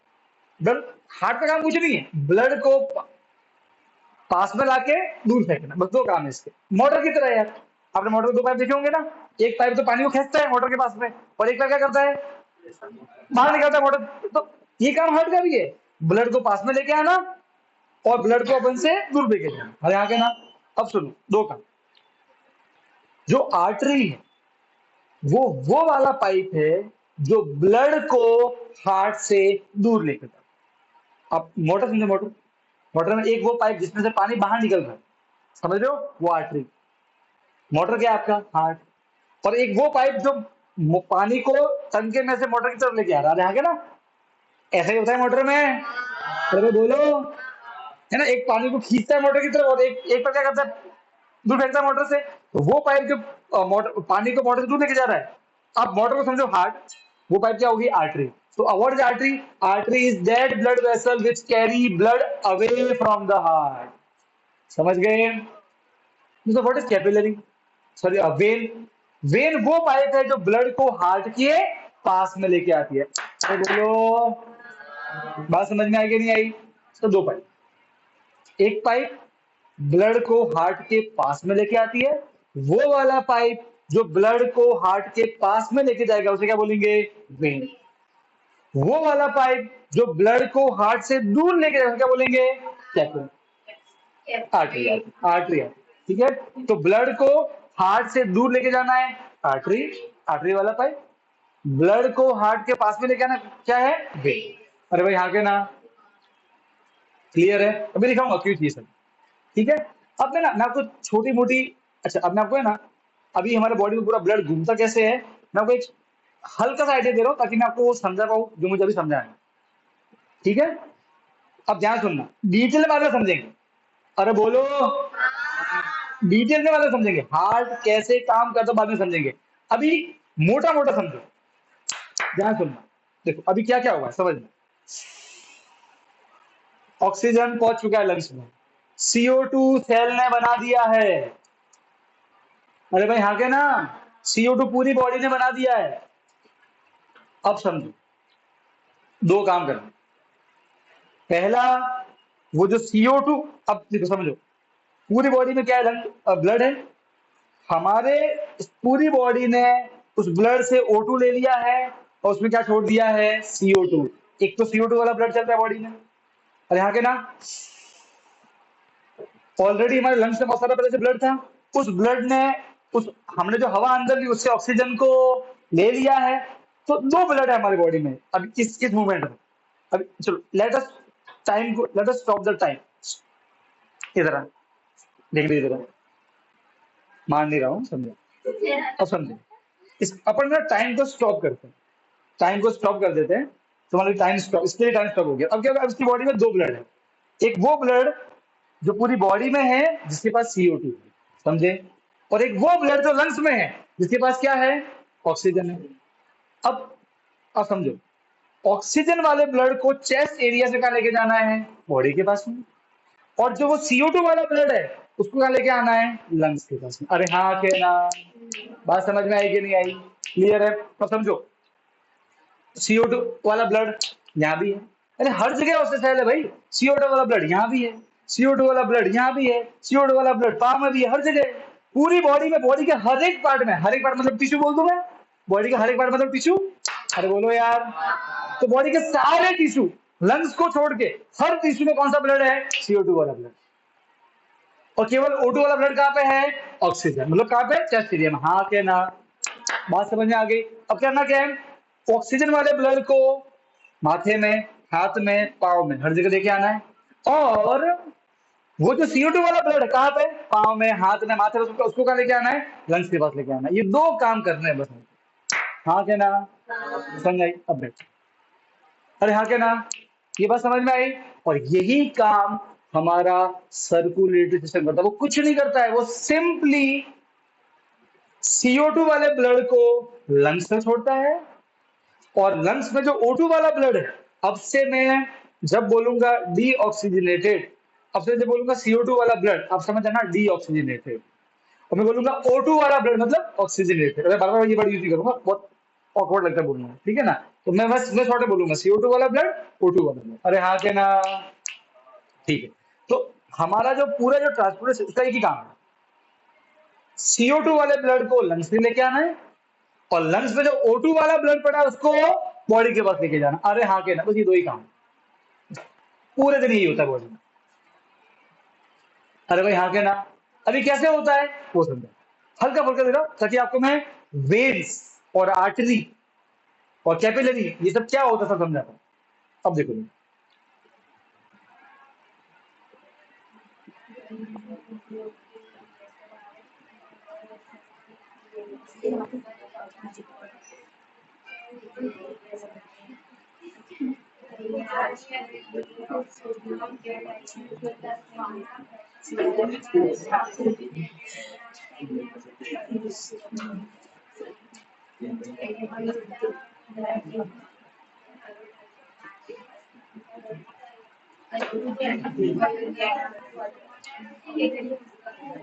ओके, यहाँ देखो बेटा, यहाँ देखो, यहाँ देखो, यहाँ देखो, ये समझो, लुक एट दिस फिगर, यहां से आपको सब क्लैरिटी आ जाएगी। जो मैंने आपको अभी इस बच्ची को यहाँ लगे समझाया ना, देखो समझो, लंग्स के अलावा पूरी बॉडी के पास में कौन सा ब्लड है, CO2 वाला, और केवल लंग्स में कौन सा ब्लड है, O2 वाला। करना क्या है, O2 वाले ब्लड को बॉडी को लेके आना है, बॉडी वाले को लंग्स के बाद लेके आना है। अरे हाँ के ना, तो ये कौन करता है, हार्ट। कौन करता है, हार्ट। पानी, पानी को लेके आया, या छोड़ा। अरे हाँ के ना, हार्ट कुछ नहीं करता है, हार्ट CO2 वाले ब्लड को, अब ये ब्लड, अच्छा सुनो, अब आपको यहाँ पे दो पाइप दिख रहे होंगे, एक कौन सा वाला पाइप, अरे कौन सा, ब्लू वाला, ये कौन सा, रेड वाला। एक्चुअल में ये दोनों ब्लड वेसल है। अरे हाँ के ना, ठीक है, ये सच में ब्लू रेड कलर के नहीं होते हैं, तो वो सीधी सी बात है। एक तो बॉडी में वो वाले ब्लड वेसल होंगे जिसमें CO2 वाला ब्लड होगा, अरे हाँ के ना, बस तो उसको दिखाया गया ब्लू कलर से, ठीक है, और एक वो वाले पाइप होंगे जिसमें O2 वाला ब्लड होगा। अरे बोलो यार, क्योंकि हमारी बॉडी में O2 और CO2 वाला ब्लड कभी मिक्स नहीं हो सकता। अगर मिक्स हो गया ना बेटा, गया। आपके स्कूल, अपने स्कूल मैडम थी निविशा मैडम, उनके बच्चे के ये प्रॉब्लम थी, उसका CO2 और O2 ब्लड मिक्स हो जाता था, वो दो सीढ़ी चढ़े ना, सच में भाई, झूठ नहीं बोल रहा, उसकी प्रॉब्लम थी, उसके बॉडी में ऑटोमेटिक नेचुरली पता नहीं कैसे दिक्कत थी उसको, अब ठीक हो गया वो, CO2 O2 का ब्लड मिक्स हो जाता था। हमारी बॉडी इतनी सारी O2 और CO2 का ब्लड मिक्स नहीं कर सकती, कर दिया खत्म, मतलब मरोगे नहीं, you will face very very serious illness. हम नहीं झेल सकते, वी कैन नॉट टॉलरेट, क्यों पता है, क्योंकि हमारी बॉडी का जो ऑक्सीजन का डिमांड है वो बहुत बहुत हाई है, उसको प्योर ऑक्सीजन हर समय चाहिए, इसलिए ऐसा होता है, तो वह समझ लो। तो अब हमारे बॉडी में दो अलग अलग तरह के पाइप होंगे, ब्लड वेसल, एक जिसमें सिर्फ चलेगा O2 वाला ब्लड, उसको आपसे दिखाएंगे रेड कलर में, और एक एक कौन से, जिसमें CO2 वाला ब्लड, उसको दिखाएंगे ब्लू कलर। सच ने ब्लू कलर का नहीं कहा सर, मैंने किसी को फाड़ कर देखा, मुझे कुछ दिखा नहीं, कुछ दिखेगा नहीं अंदर, फिर कल उठ के अपने भाई बहन का मर्डर कर दो, कि सच में कैसा होता है, पोस्टमार्टम तो करो, अंदर तो सब लाल लाल ही दिखेगा। इसको सिर्फ समझाने के लिए बताया गया है, बात समझ में आई, मैं बेटा खुशी से करना नहीं है घर पे जाके कि चीर फाड़ कर दी, ठीक है, ध्यान ध्यान रखना बेटा। हाँ, अब सुनो यहाँ पे, अब सुनो, अब देखो बेटा, बॉडी के पास जो CO2 वाला ब्लड है, अरे कौन सा ब्लड है, ये CO2 वाला ब्लड, ठीक है, ये हार्ट क्या करेगा, अपने पास बुलाएगा, और हार्ट उसको भेजेगा किसके पास, लंग्स के पास में। लंग्स में क्या हो जाएगा, वो CO2 वाला ब्लड CO2 देगा लंग्स को, अरे हाँ के ना, और बदले में क्या ले लेगा, O2। अब क्या बन गया ब्लड, O2 वाला। अब वो ब्लड कहाँ पहुंचेगा, हार्ट के पास, और हार्ट को कहाँ भेजेगा, वापस से बॉडी के पास। बॉडी क्या करेगी, O2 को यूज कर लेगी, बदले में क्या वापस छोड़ देगी, CO2, वापस से वो CO2 ब्लड का आएगा हार्ट के पास, हार्ट का भेजेगा लंग्स के पास, लंग्स में क्या होगा, CO2 जाएगा लंग्स में, बदले में क्या मिल जाएगा उसको, O2। अब ब्लड क्या बन गया, O2 वाला, वापस से कहाँ आएगा, हार्ट के पास, वापस कहाँ भेजेगा, बॉडी के पास। बॉडी क्या करेगी, O2 लेगी, बदले का लेगी, छोड़ेगी, CO2 वापस से क्या होगा, हार्ट का भेजेगा, लंग्स क्या करेगा, CO2 ले लेगा, O2 ब्लड डाल देगा, ब्लड का बचेगा O2 वाला ब्लड का आएगा हार्ट के पास, हार्ट का भेजेगा। और ये पूरे जीवन भर जब तक आप जिंदा हो चलता रहेगा। बात समझ में आ गई, अरे बोलो, क्लियर है, अरे हाँ के ना। अब एक तकलीफ है, तकलीफ है, तकलीफ ये है कि अब मैं आपको दिखाने वाला हूं, अच्छा समझो, देखो, जब हार्ट को, जब हार्ट को है ना, देखो, ये जो CO2 वाला ब्लड है, ये तो हार्ट के पास में आता है। बात समझ में आ रही है? अरे भाई हाँ के ना, हार्ट के पास में आता है। ठीक है, अरे भाई हाँ के ना। और ये जो O2 वाला ब्लड है, अच्छा अब मैं आपको दिखाता हूँ, अब मैं आपको ना हार्ट के दो एरिया दिखाता हूँ। थोड़ा सा बातें बताऊंगा अभी, जाके जाके जाके थोड़ा डीप में बातें समझाऊंगा, अभी अभी समझो। जहां हार्ट में देखो, अब आप ये देखो, ये एरो भी दिख रहा होगा, दिख रहा है आपको एरो? ये तो यहाँ पे CO2 वाला ब्लड आता है, ये हार्ट के अंदर आता है। अगर आप इस वाले पार्ट की अगर आप थिकनेस देखो तो पतली सी है, हाँ क्या ना? अरे बोलो। ये रहा O2 वाला ब्लड, इस वाले पार्ट की देखो थिकनेस तो मोटी सी है। अब समझो बेटा, जो CO2 वाला ब्लड है वो उस एरिया में आता है जो इतना मोटा नहीं है, और O2 वाला ब्लड वहां पे होता है जो एरिया बहुत मोटा है हार्ट का। ठीक है, अब हार्ट जब जोर से दबता है तो ऑब्वियसली जो मोटा वाला एरिया है उसकी ताकत ज्यादा होगी। अरे बोलो यार। अरे जो पतला वाला उसकी तो ताकत कम होगी। अरे हाँ के ना। अब मुझे बात बताओ, आप एक पाइप में से स्पीड से पानी भेज रहे हो तो पाइप फट सकता है। अरे हाँ के ना। और एक पाइप में आपने इतना दम नहीं लगाया, नॉर्मल तो क्या वो पाइप नहीं फटेगा? अरे हाँ के ना।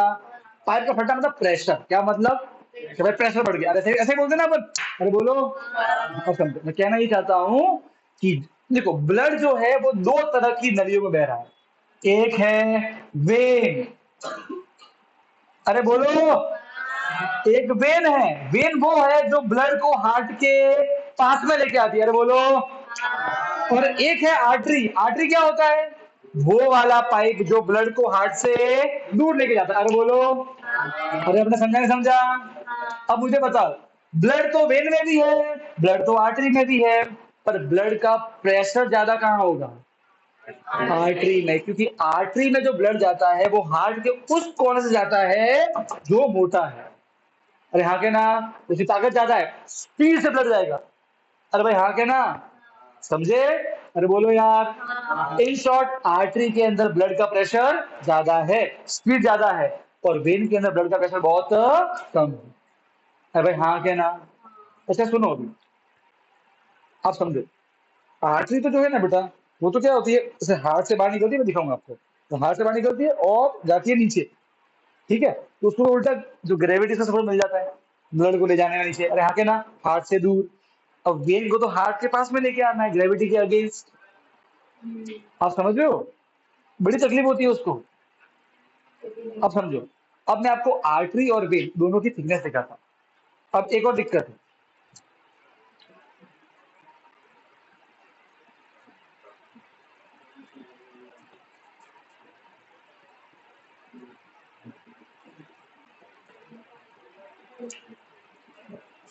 अब सारे बच्चे इस फिगर को देखो। हमारे बॉडी में तीन तरह की ब्लड वेसल ओए। पहली कौन सी? आर्टरी, फिर कैपिलरी, और फिर बाद में वेन। सर वेन क्या करता है? ब्लड को हार्ट के पास में लेके जाता है। आर्टरी क्या करता है? ब्लड को हार्ट से दूर लेके जाता है। कैपिलरी क्यों चाहिए थी? काम तो हो गया।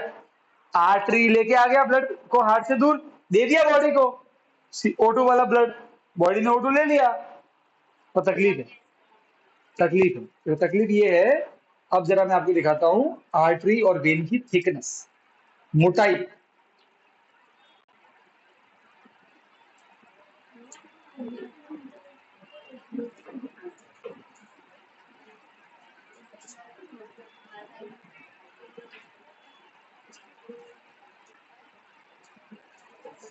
यहां देखिए, ये आपके सामने है आर्टरी का फोटो, इसकी आप मोटाई देखो। ये है आपके सामने वेन का, इसकी मोटाई देखो। और ये आपके सामने है कैपिलरी, इसकी मोटाई देखो। सबसे मोटा कौन है? फिर कौन है? और फिर कौन है? अब आर्टरी इतनी मोटी क्यों है? ऑब्वियसली आर्टरी के अंदर ब्लड की सुपर ज्यादा है, तो पाइप मजबूत होना चाहिए। अरे हाँ के ना। ठीक है, वेन के अंदर थोड़ा कम है तो चलेगा, चलता है, टाइम चला जाए, इतना की स्पीड नहीं है ना। अरे भाई हाँ के ना। अब समझो, अब आप एक मुझे बात बताओ, जो आर्टरी है वो O2 वाला ब्लड लेके आ गई। अब वो O2 वाला ब्लड देना किसको है? सेल को। अरे भाई हाँ के ना। मतलब ये हुआ कि अंदर जो ऑक्सीजन है उसको बाहर निकलना पड़ेगा। और बाहर निकलने के लिए किसको पार करना पड़ेगा? आर्टरी को। अब आर्टरी जो है इतनी मोटी, ऑक्सीजन आर पार कैसे होगा? आप समझ रहे हो? अरे बोलो। हमारा एल्वियोलाई पता कितना मोटा होता है? एक सेल जितना मोटा होता है, ओनली वन सेल। एक सेल तो कुछ नहीं होता है, आपने पढ़ा होगा नाइन्थ में, एक सेल कितना पतला होता है। क्योंकि अगर चीजें बहुत मोटी हुई तो चीजें उसके आर पार नहीं जा पाएगी। आपने पढ़ा है ना, सेमी परमिएबल मेम्ब्रेन। ऑक्सीजन केवल आर पार तभी जा सकती है जब कोई क्या हो, सेमी परमिएबल मेम्ब्रेन हो, जिसके आर पार वो जा सके। समझ गए? आर्टरी तो इतनी मोटी है, गत्था का गत्था है भाई वो तो, उसके आर पार कुछ नहीं जा सकता। आप समझे? तो सोचो, इतना सारा प्रोटीन, विटामिन, ऑक्सीजन, फलाना ढिमका ब्लड ने उठाया है। अरे हाँ के ना? अगर वो सेल को दे ही नहीं पाएगा तो किस काम का उसे? इसका मतलब हमें अब एक ऐसा पाइप चाहिए ब्लड का, तो सुनो, जो बहुत ही पतला हो। तो सुनो, जैसे ही आर्टरी, ओए यार देखो भाई बातें नहीं, जैसे ही आर्टरी, ठीक है, हमारे सेल के पास में पहुंचती है, आर्टरी, देखो ये आर्टरी पाइप है, इसके अलग अलग टुकड़े हो जाते हैं, इसके अलग अलग टुकड़े हो जाते हैं। फिर थोड़ा पतला, देखो अलग टुकड़े होते हैं, ठीक है, और थोड़ा वो पतला बन जाता है। बात समझ में आ रही है? फिर उसके और टुकड़े होते हैं, और पतली बन जाती है, और एक समय वो इतनी पतली बन जाती है कि उसकी थिकनेस केवल एक सेल के बराबर रहती है। So as soon as the artery reaches the tissue, मतलब cell, it divides and at the end it become up to the thickness of one cell, and that is known as capillary. Capillary क्यों चाहिए? Capillary इसलिए चाहिए ताकि वो जो oxygen cell के अंदर है, ब्लड के अंदर में, वो सेल को दे सके। क्योंकि ऑक्सीजन को दो चीजें आर पार करनी है, एक तो ब्लड की कैपिलरी पर आर पार करनी है, और एक सेल का भी तो है, प्लाज्मा मेम्ब्रेन। अरे हाँ के ना? उसको दो दो कवच आर पार करने हैं। तो सबसे पहले का क्या होता है? कैपिलरी। तो कैपिलरी बहुत, आर्टरी पतली हो क्या बन जाती है? कैपिलरी। कैपिलरी क्या है? वो ब्लड वेसल है जिसकी थिकनेस एक सेल के बराबर है, वो बहुत ही ज्यादा सेमी परमिएबल है। तो अब क्या होगा? अब मैं एक बार बताऊं, दूसरा, हमारे ब्लड कैपिलरी की जो पहुंच है वो बॉडी के एक एक सेल तक होती है, एक भी सेल नहीं छूटता। सोचो आप, क्या सिस्टम बनाया भगवान। और हमारे बॉडी में कितनी सारी ब्लड कैपिलरीज है, मैं आपको बताता हूँ, उसका पूरा एक गुच्छा है, आपको देख के ऐसे शॉक हो जाएगा।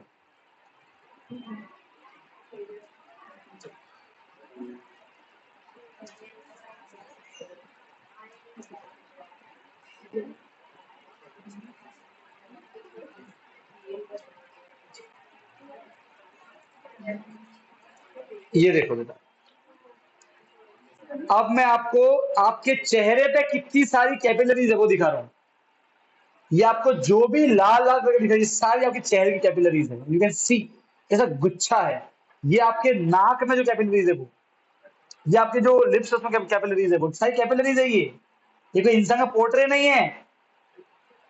ये देखो, ये सारे ब्लड वेसल्स है। ये देखो, ये मोटी वाली आर्टरी और वे नहीं है, ये तो बहुत कम होती है। बॉडी में सबसे ज्यादा क्या सेल ही तो है, हमारी बॉडी में सबसे ज्यादा कैपिलरीज ही है। ये सिर्फ हमारे मुंह की कैपिलरी बता रहा हूँ मैं आपको, ठीक है? ये आपके हाथ की,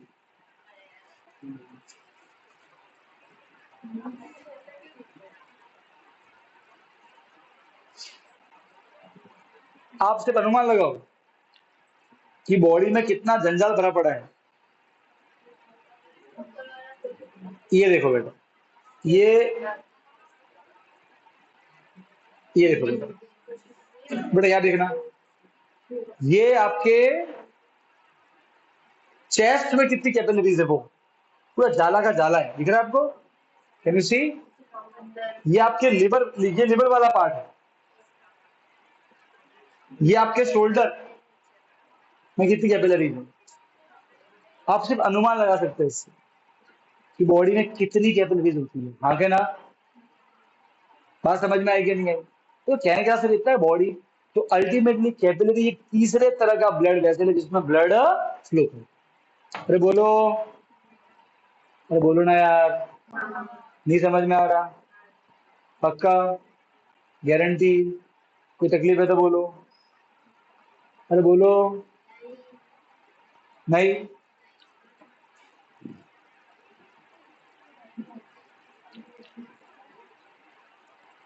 चलो, तो सर अब सर ये समझ में आ गया कि कैपिलरी क्यों चाहिए, ठीक है?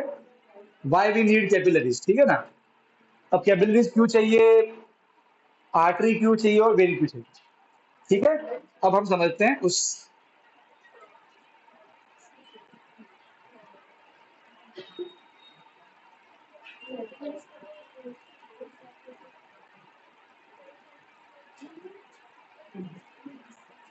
अब बेटा समझ, अब देखो बेटा, अब आप नाउ यू कैन को रिलेट विद दिस। देखो बेटा, ह्यूमन ट्रांसपोर्टेशन सिस्टम। अब बेटा आपको ये डायग्राम परफेक्टली समझ में आएगा।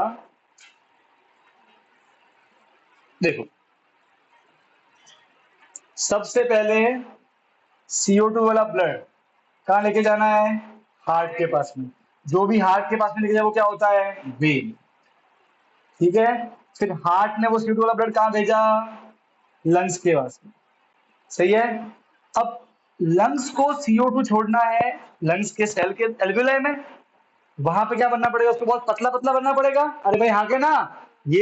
अभी ये दिख रहा है, ये वाला अजीब सा स्ट्रक्चर, ये दिख रहा है, ये वो कैपिलरीज है। तो वेन क्या बन गई, मतलब ये क्या बन गई, ब्लड वेसल क्या बन गई? अच्छा देखो बेटा, अभी अब ध्यान से देखना बेटा, ये वाला जो ब्लड वेसल है, ये ब्लड को हार्ट से दूर लेके जा रहा है, इसे क्या बोलेंगे? आर्टरी। क्या बोलेंगे? आर्टरी। अब ये आर्टरी क्या बन जाएगी आगे जाके? कैपिलरी। क्या बन जाएगी? कैपिलरी बन गई। और वो सारी कैपिलरी किसको घेर लिया? एल्वियोलाई को। क्या दे दिया एल्वियोलाई को? CO2। उससे क्या ले लिया? O2। और सारी कैपिलरी मिलके वापस से इकट्ठी हुई और वापस से एक पाइप बन गया मोटा सा। अब इसमें कौन सा ब्लड है? O2 वाला। अरे हाँ क्या ना? अब ये O2 वाला ब्लड वापस से कहाँ आएगा? हार्ट के पास में। जो भी पाइप हार्ट के पास में लेके आए ब्लड, उसे क्या बोलते हैं? वेन। अरे भाई हाँ क्या ना? अब आ गया ब्लड, यहाँ आ गया।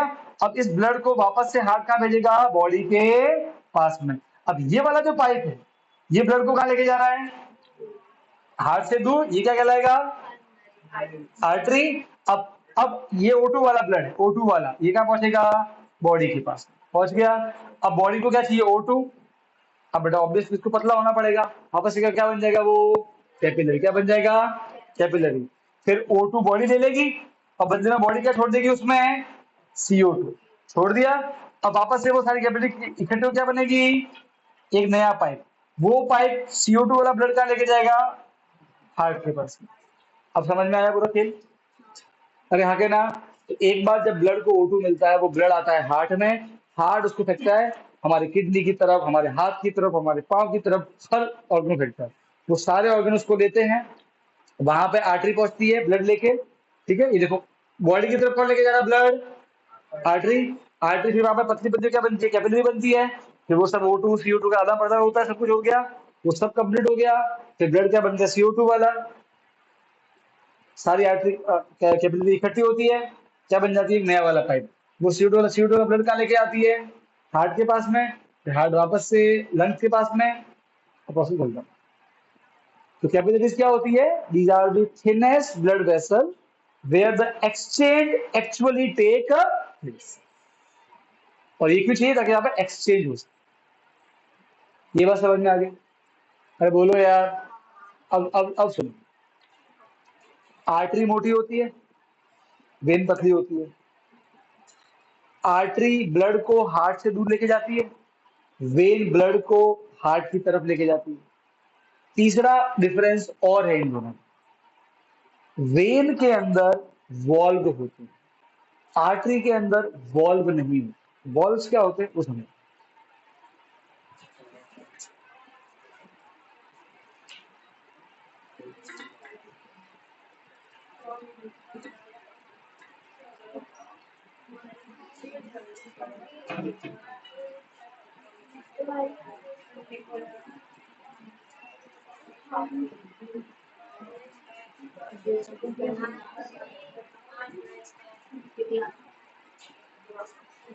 देखो बेटा, आप बेटा ध्यान सुनो, हमारी जो भी हेल्दी वेन होती है, वेन क्या है?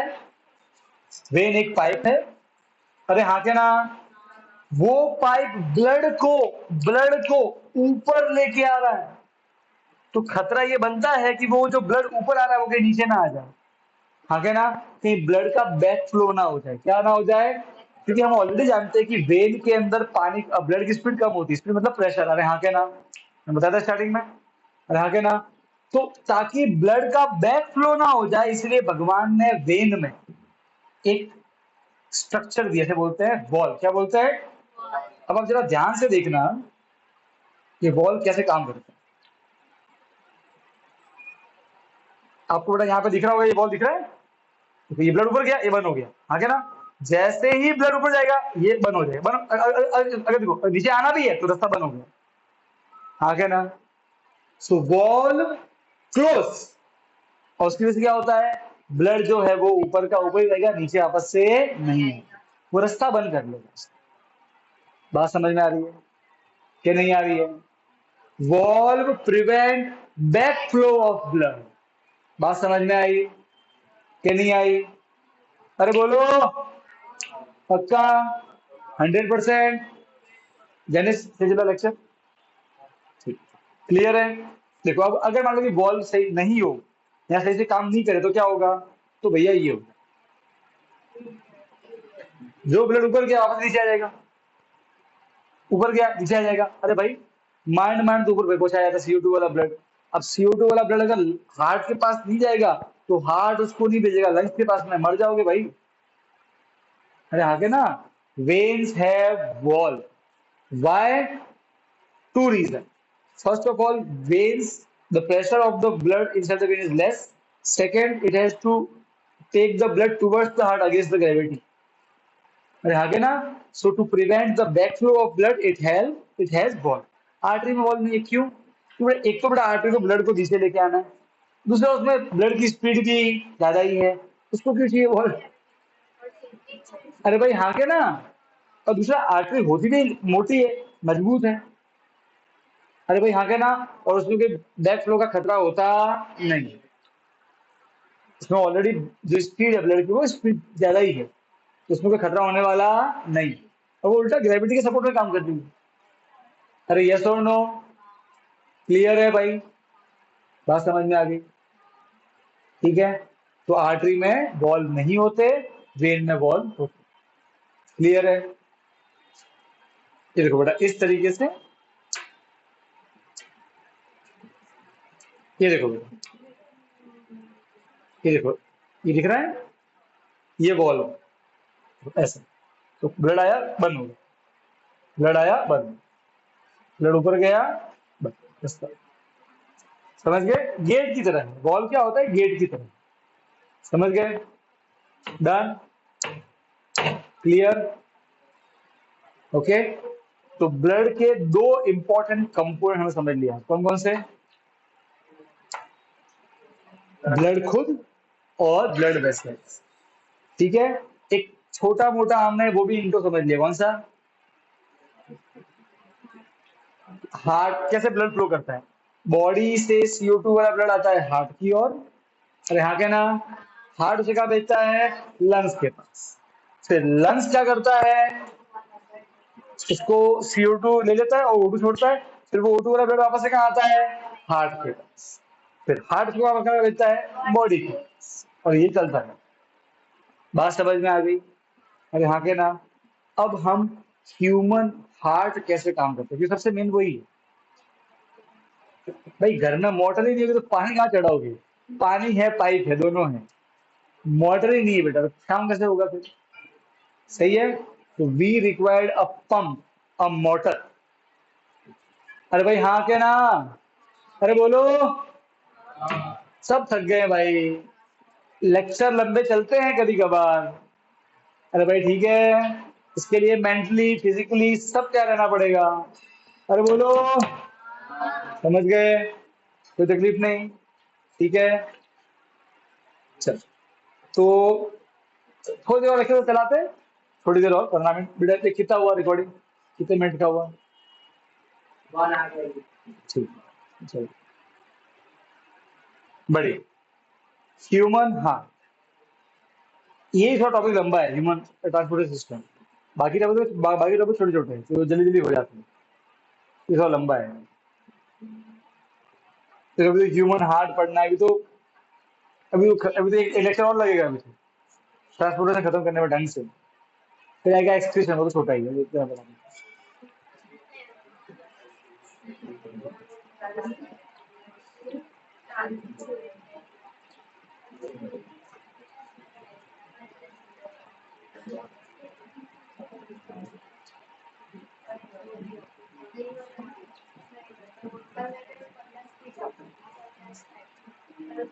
देखो बेटा, एक इंसान का रियल हार्ट कुछ इस प्रकार दिखता है। जब बोलना मत कि टेस्टी है, खा जाते हैं।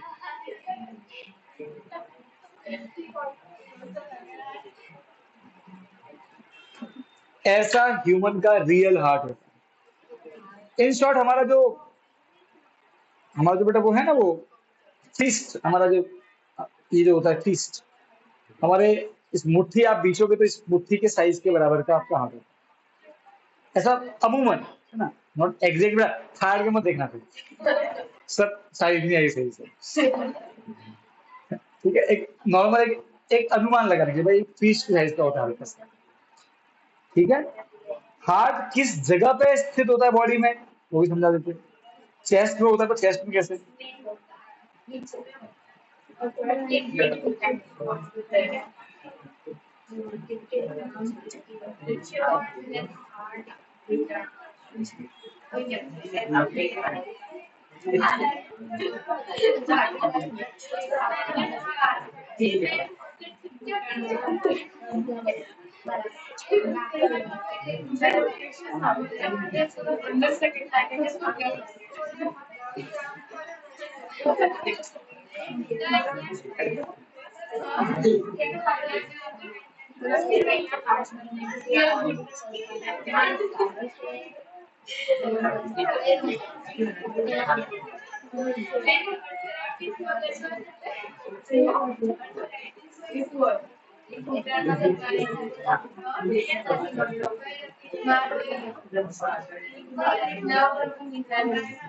ओके बेटा, यहाँ देखो ओए, ये बेटा हमारे सारे ऑर्गन्स है बॉडी के, अलग अलग ऑर्गन्स होते हैं, सुनो।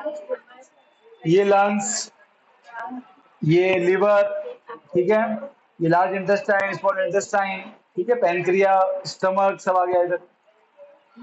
हार्ट जो होता है वो, अब देखो आपको ऐसे इमेजिन करना पड़ेगा, ऐसे अब मैं जो भी पढ़ा रहा हूँ आपको ऐसे इमेजिन करना है कि इधर वाला पार्ट कौन सा है, लेफ्ट, ये कौन सा है, राइट। तो मतलब लेफ्ट लंग जो होता है उसका साइज पता है, बताया था उस दिन का, हमारा लेफ्ट लंग छोटा होता है, वो छोटा इसीलिए होता है, उसके जस्ट पास में ही हार्ट होता है। इन शॉर्ट, ये पोजीशन है आपके हार्ट, लेफ्ट लंग के इधर। ठीक है, आप यहाँ पे आपको कुछ फील नहीं होगा, आप यहाँ पर थोड़ा जोर से पुश करोगे तो you feel the heart beat के अंदर कुछ अब डरना, डरना मत, ठीक है, डरना मत, हार्ट ही नहीं है मेरे तो। ठीक है, घर पे जाना, स्टेथोस्कोप लेना किसी पास से, अभी चेक करना है, तो भी बैठे हो, वरना है सबके है, ठीक है। जनेश डरता नहीं बेटा, है ना। मम्मी हार्ट નથી, बीजू आपने, ऐसे नहीं होता, ठीक है। सौरभ, समझा ना भाई। आप जानते हो 99.99% जो लोग होते हैं उनके हार्ट लेफ्ट में होता है, केवल एक का 2% होता है शायद जिनके हार्ट, मतलब 0.01 में है जिनके हार्ट राइट में। ठीक है, ऐसा ही होता है, एक बंदे को हार्ट अटैक आ गया था, डॉक्टर ने तो लेफ्ट पर फाड़ा, हार्ट मिला ही नहीं, हाँ, शॉक हो गया कि हार्ट, ठीक है, ऑब्वियसली जब जब ऑपरेशन होता है तो पूरी बॉडी नहीं फाड़ते, एक पर्टिकुलर पार्ट कट करते हैं, उसी में टोटल फोकस रहता है। तो जग गया वो।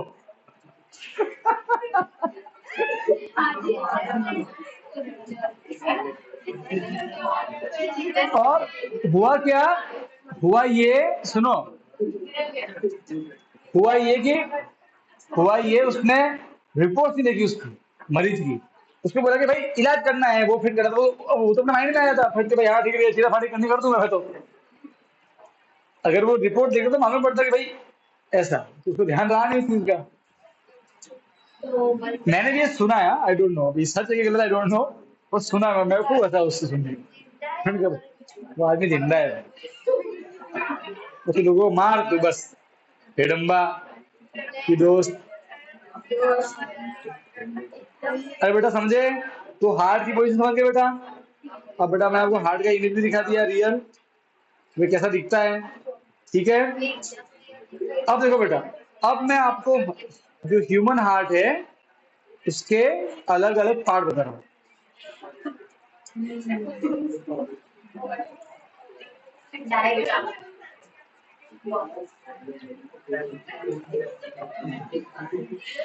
अच्छा बेटा सुनो, ओए एक मिनट एक मिनट रियल में ये देखो, ओए ओए ओए ओए ओए, अगर आप हार्ट के दो टुकड़े कर दो बेटा तो वो ऐसे दिखेंगे।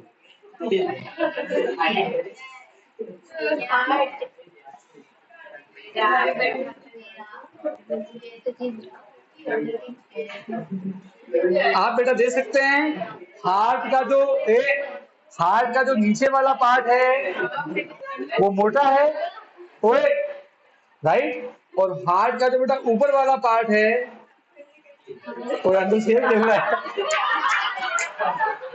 अंदर तो मुगरी है।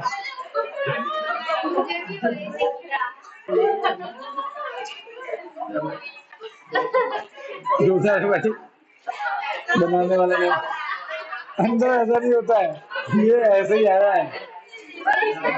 अच्छा ए ओए, बस बस, अब ये बेटा यहाँ पे देखो, बेटा ये इसको देखो और इस पार्ट को देखो।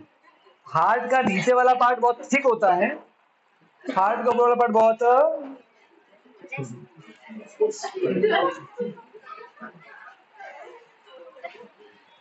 अरे हाँ के ना, तो हार्ट के कुछ पार्ट बहुत थिन है और कुछ पार्ट बहुत थिक, ये बात समझ गए बेटा अपन, ठीक है। अब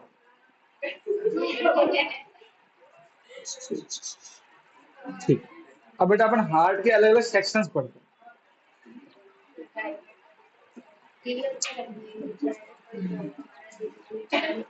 देखो बेटा, अगर आप ह्यूमन हार्ट को साइड से मतलब उसका ऐसे कट करके दो पार्ट में फिर देखो, तो आपको ह्यूमन हार्ट में चार कमरे दिखाई देंगे, इनको बोलते हैं चैम्बर, क्या बोलते हैं। दो तो होते हैं अपर चैम्बर, ये दोनों, ये भी अप वाला चैम्बर है, अपर चैम्बर, और ये है लोअर चैम्बर, क्या है, चार कमरे दिख रहे हैं। अब सुनो बेटा, ओए वापस सुनो, there are four chamber human, एक दो तीन चार, ये तो बेटा पाइप है, ये अलग चीज है। ह्यूमन हार्ट के अंदर चार कमरे हैं, एक दो तीन चार, दो अप और दो down. The upper chamber are known as atrium, क्या बोलते हैं, atrium, and the two lower chamber are known as ventricles.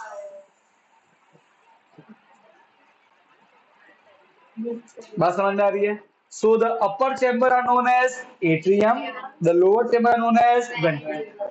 बात समझ में आई कि नहीं आई, यस और नो, या तो कोई डाउट। ओके, अब सुनो बेटा, अब इसमें जो भी मैं नाम देने वाला हूँ वो आपको आपको इमेजिन करना कि आप खुद ऐसे खड़े हो मेरे जैसे, इधर इधर देख के, फिर अब इधर जो आएगा एट्रियम, लेफ्ट एट्रियम, इधर जो आएगा वेंट्रिकल वो लेफ्ट वेंट्रिकल, इधर जो आएगा वो राइट एट्रियम, और इधर जो आएगा वो, हाँ तो इधर इधर देखो ऐसे, इधर राइट एट्रियम, राइट वेंट्रिकल। समझ गए? अब इधर, इधर लेफ्ट, लेफ्ट एट्रियम, समझ गए? अरे हाँ के ना? तो हमारे हार्ट में 4 चैम्बर है। The upper chamber are atrium, the lower chamber are ventricle. Right atrium, right ventricle, left atrium, left ventricle. बात समझ में आ गई? अरे हाँ के ना? अब हार्ट काम कैसे करता है वो समझते हैं। उससे पहले देखो बेटा, मतलब इन शॉर्ट हमारे हार्ट के 2 पार्ट हैं। एक लेफ्ट वाला पार्ट, सॉरी राइट वाला पार्ट, ये राइट है, और एक समझ गए? अरे भाई हाँ के ना? समझ रहे हो? ओके। लेफ्ट और राइट पार्ट दोनों के बीच में एक दीवार होती है, दिख रहा है ये? जैसे the wall between the left and right part, septum, क्या बोलते हैं इसे? अब ये क्यों होती है? देखो बेटा, हमारे हार्ट के राइट में हमेशा CO2 वाला ब्लड ही होता है, आपने देखा होगा इसे पहले डायग्राम में। और हमारे हार्ट के लेफ्ट में हमेशा O2 वाला ब्लड जाता है, और हमारी बॉडी में O2 और CO2 वाला ब्लड मिक्स हो सकता नहीं है। इसीलिए उनको, to keep the CO2 blood and O2 blood separate in exam, please don't write CO2 blood, O2 blood. You will use the word deoxygenated and oxygenated. ये सिर्फ समझाने के लिए बोलते हैं, ठीक है? So to keep the CO2 blood and O2 blood separate, there is a wall or known as septum in the body. और वो थे ना निविसा मैडम, उनके बच्चे के इसी में छेद था, और यहाँ छेद था, तो जैसे ही CO2 blood आता था और O2 blood आपस में मिक्स हो जाता था, तो उसके सेप्टम का छेद बाद में ठीक किया गया ऑपरेशन के द्वारा, वो ठीक, अब उसको दिक्कत नहीं होती। समझ गए? हमारी बॉडी O2 और CO2 का ब्लड मिक्स कर सकती नहीं है, क्योंकि हमारी बॉडी का डिमांड बहुत ज्यादा है। बात समझ में आ रही है? अब क्यों ये ज्यादा है, अब समझो। तो सिंपल सा रीजन है बेटा, देखो ये CO2 वाला ब्लड है, मांड मांड CO2 वाला ब्लड बॉडी से कहाँ आया है? हार्ट में। कहाँ भेजना है इसको? लंग्स में। अब अगर यहाँ पे कहीं छेद हो गया तो ये ब्लड कहाँ जाएगा? यहाँ आ जाएगा। पर यहां से तो ब्लड कहाँ जाता है? बॉडी के पास जाता है। मतलब जो CO2 वाला ब्लड बॉडी से आया वापस से बॉडी के पास जा रहा है। अरे भाई हाँ के ना? किस काम का फिर आपको? देखो,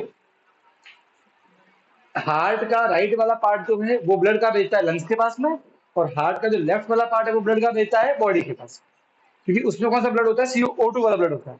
तो O2 वाला ब्लड का जाता है बॉडी के पास, राइट है? तो ये वाला पार्ट ब्लड भेजेगा बॉडी के पास में। अब मान लो कि बीच में कहीं छेद हुआ आपके, तो ये जो CO2 वाला ब्लड मांड मांड बॉडी से हार्ट में आया है, जिसको जाना चाहिए लंग्स के पास में, ये वापस कहाँ चला जाएगा? ये यहाँ चला जाएगा। और ये वाला पार्ट कहाँ भेजता है ब्लड को? बॉडी के पास में। तो जो बॉडी से आया था CO2 वाला ब्लड वापस बॉडी के पास गया, तो बॉडी क्या बोलेगी? मैंने ही तो भेजा है। मतलब आप समझो, आपने, मैंने आपको भेजा, भाई मैंने क्या किया, मुझे लगी थी भूख, तो मैंने मान लो कि अपने आंशी को भेज, किसको खाना बनाना आता अपने से? जैनिस। मैंने, जैनिस ये ले भाई आटा ले, रोटी बना के दे। तो जैनिस ने मुझे वापस से आटा ही भेज दिया। रोटी भेजी ही नहीं। अरे भाई आगे ना, बॉडी ने CO2 वाला ब्लड भेजा, तो भाई बदले में वो क्या चाहती है? O2 वाला ब्लड।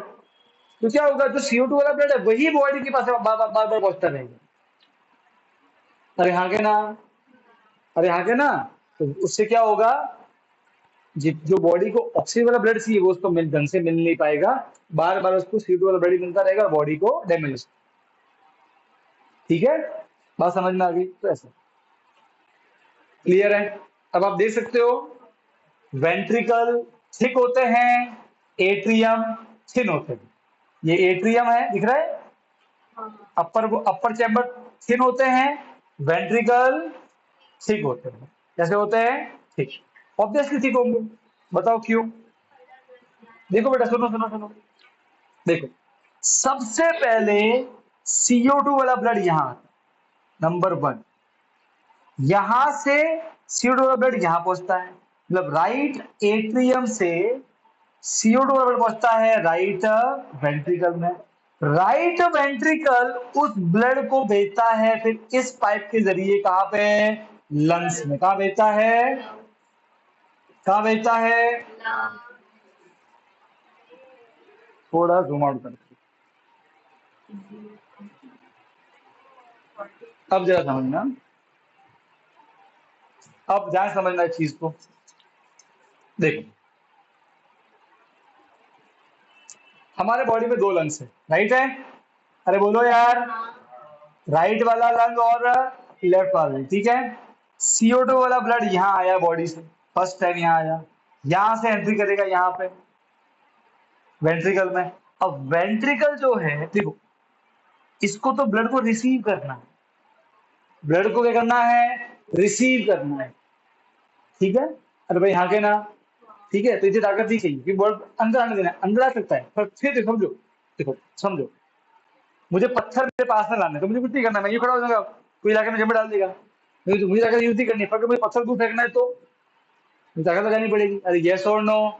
तो अब देखो बेटा, एक बार CO2 ऑलरेडी यहाँ पहुंच गया, अब इस वेंट्रिकल को उसको भेजना है राइट लंग और लेफ्ट लंग के पास में। तो ये वेंट्रिकल उसको धक्का मारेगा इस पाइप के, ये पाइप, अब इसके दो पार्ट हो जाते हैं, एक जाता है लेफ्ट लंग की तरफ, एक जाता है राइट लंग की तरफ। अरे हाँ के ना, समझे, अरे बोलो यार, बात समझ में आ गई। अब ये है ना, थोड़ा CO2 वाला ब्लड कहा गया राइट लंग में, थोड़ा कहा गया लेफ्ट लंग में, बात समझ में आई। तो वेंट्रिकल को, अगर वेंट्रिकल वो ब्लड को हार्ट से दूर फेंकता है, अब ब्लड को हार्ट से दूर फेंकना है तो ताकत ज्यादा चाहिए, इसलिए वेंट्रिकल कैसे होते हैं, मजबूत होते हैं, बहुत थिक होते हैं। एट्रियम को ब्लड रिसीव करना है, रिसीव करने में इतनी ताकत नहीं चाहिए ब्लड हार्ट, बात समझ में आ गई। अरे यस और नो। अब सुनो, अब ये ब्लड गया राइट लंग में, ये ब्लड गया लेफ्ट लंग में, राइट लंग ने CO2 वाला ब्लड ले लिया, बदले में कौन सा ब्लड बना दिया, O2 वाला। लेफ्ट लंग ने भी CO2 वाला ब्लड ले लिया, बदले में कौन सा बना दिया, O2 वाला। अब राइट लंग और लेफ्ट लंग इन दोनों से एक पाइप आएगा राइट लंग से, एक पाइप आएगा लेफ्ट, ये दो दो पाइप दिख रहे हैं यहाँ पे, दिख रहे हैं यहाँ पे, है ना, एक आएगा राइट लंग से या लेफ्ट लंग, कौन सा ब्लड लेके आएंगे, O2 वाला, इसलिए जो रेड कलर दिखाया गया, हाँ के ना, रेड कलर मतलब O2 वाला, O2 वाला वो पाइप जिसमें कौन सा ब्लड बह रहा है, O2 वाला। अरे यस और नो, बात समझ में आ गई, अरे बोलो यार, अरे बोलो, क्लियर है एकदम, ठीक है। अब ये ब्लड कहाँ आएगा, O2 वाला ब्लड इस अपर चैम्बर में आएगा, कौन सा वाला एट्रियम, लेफ्ट एट्रियम।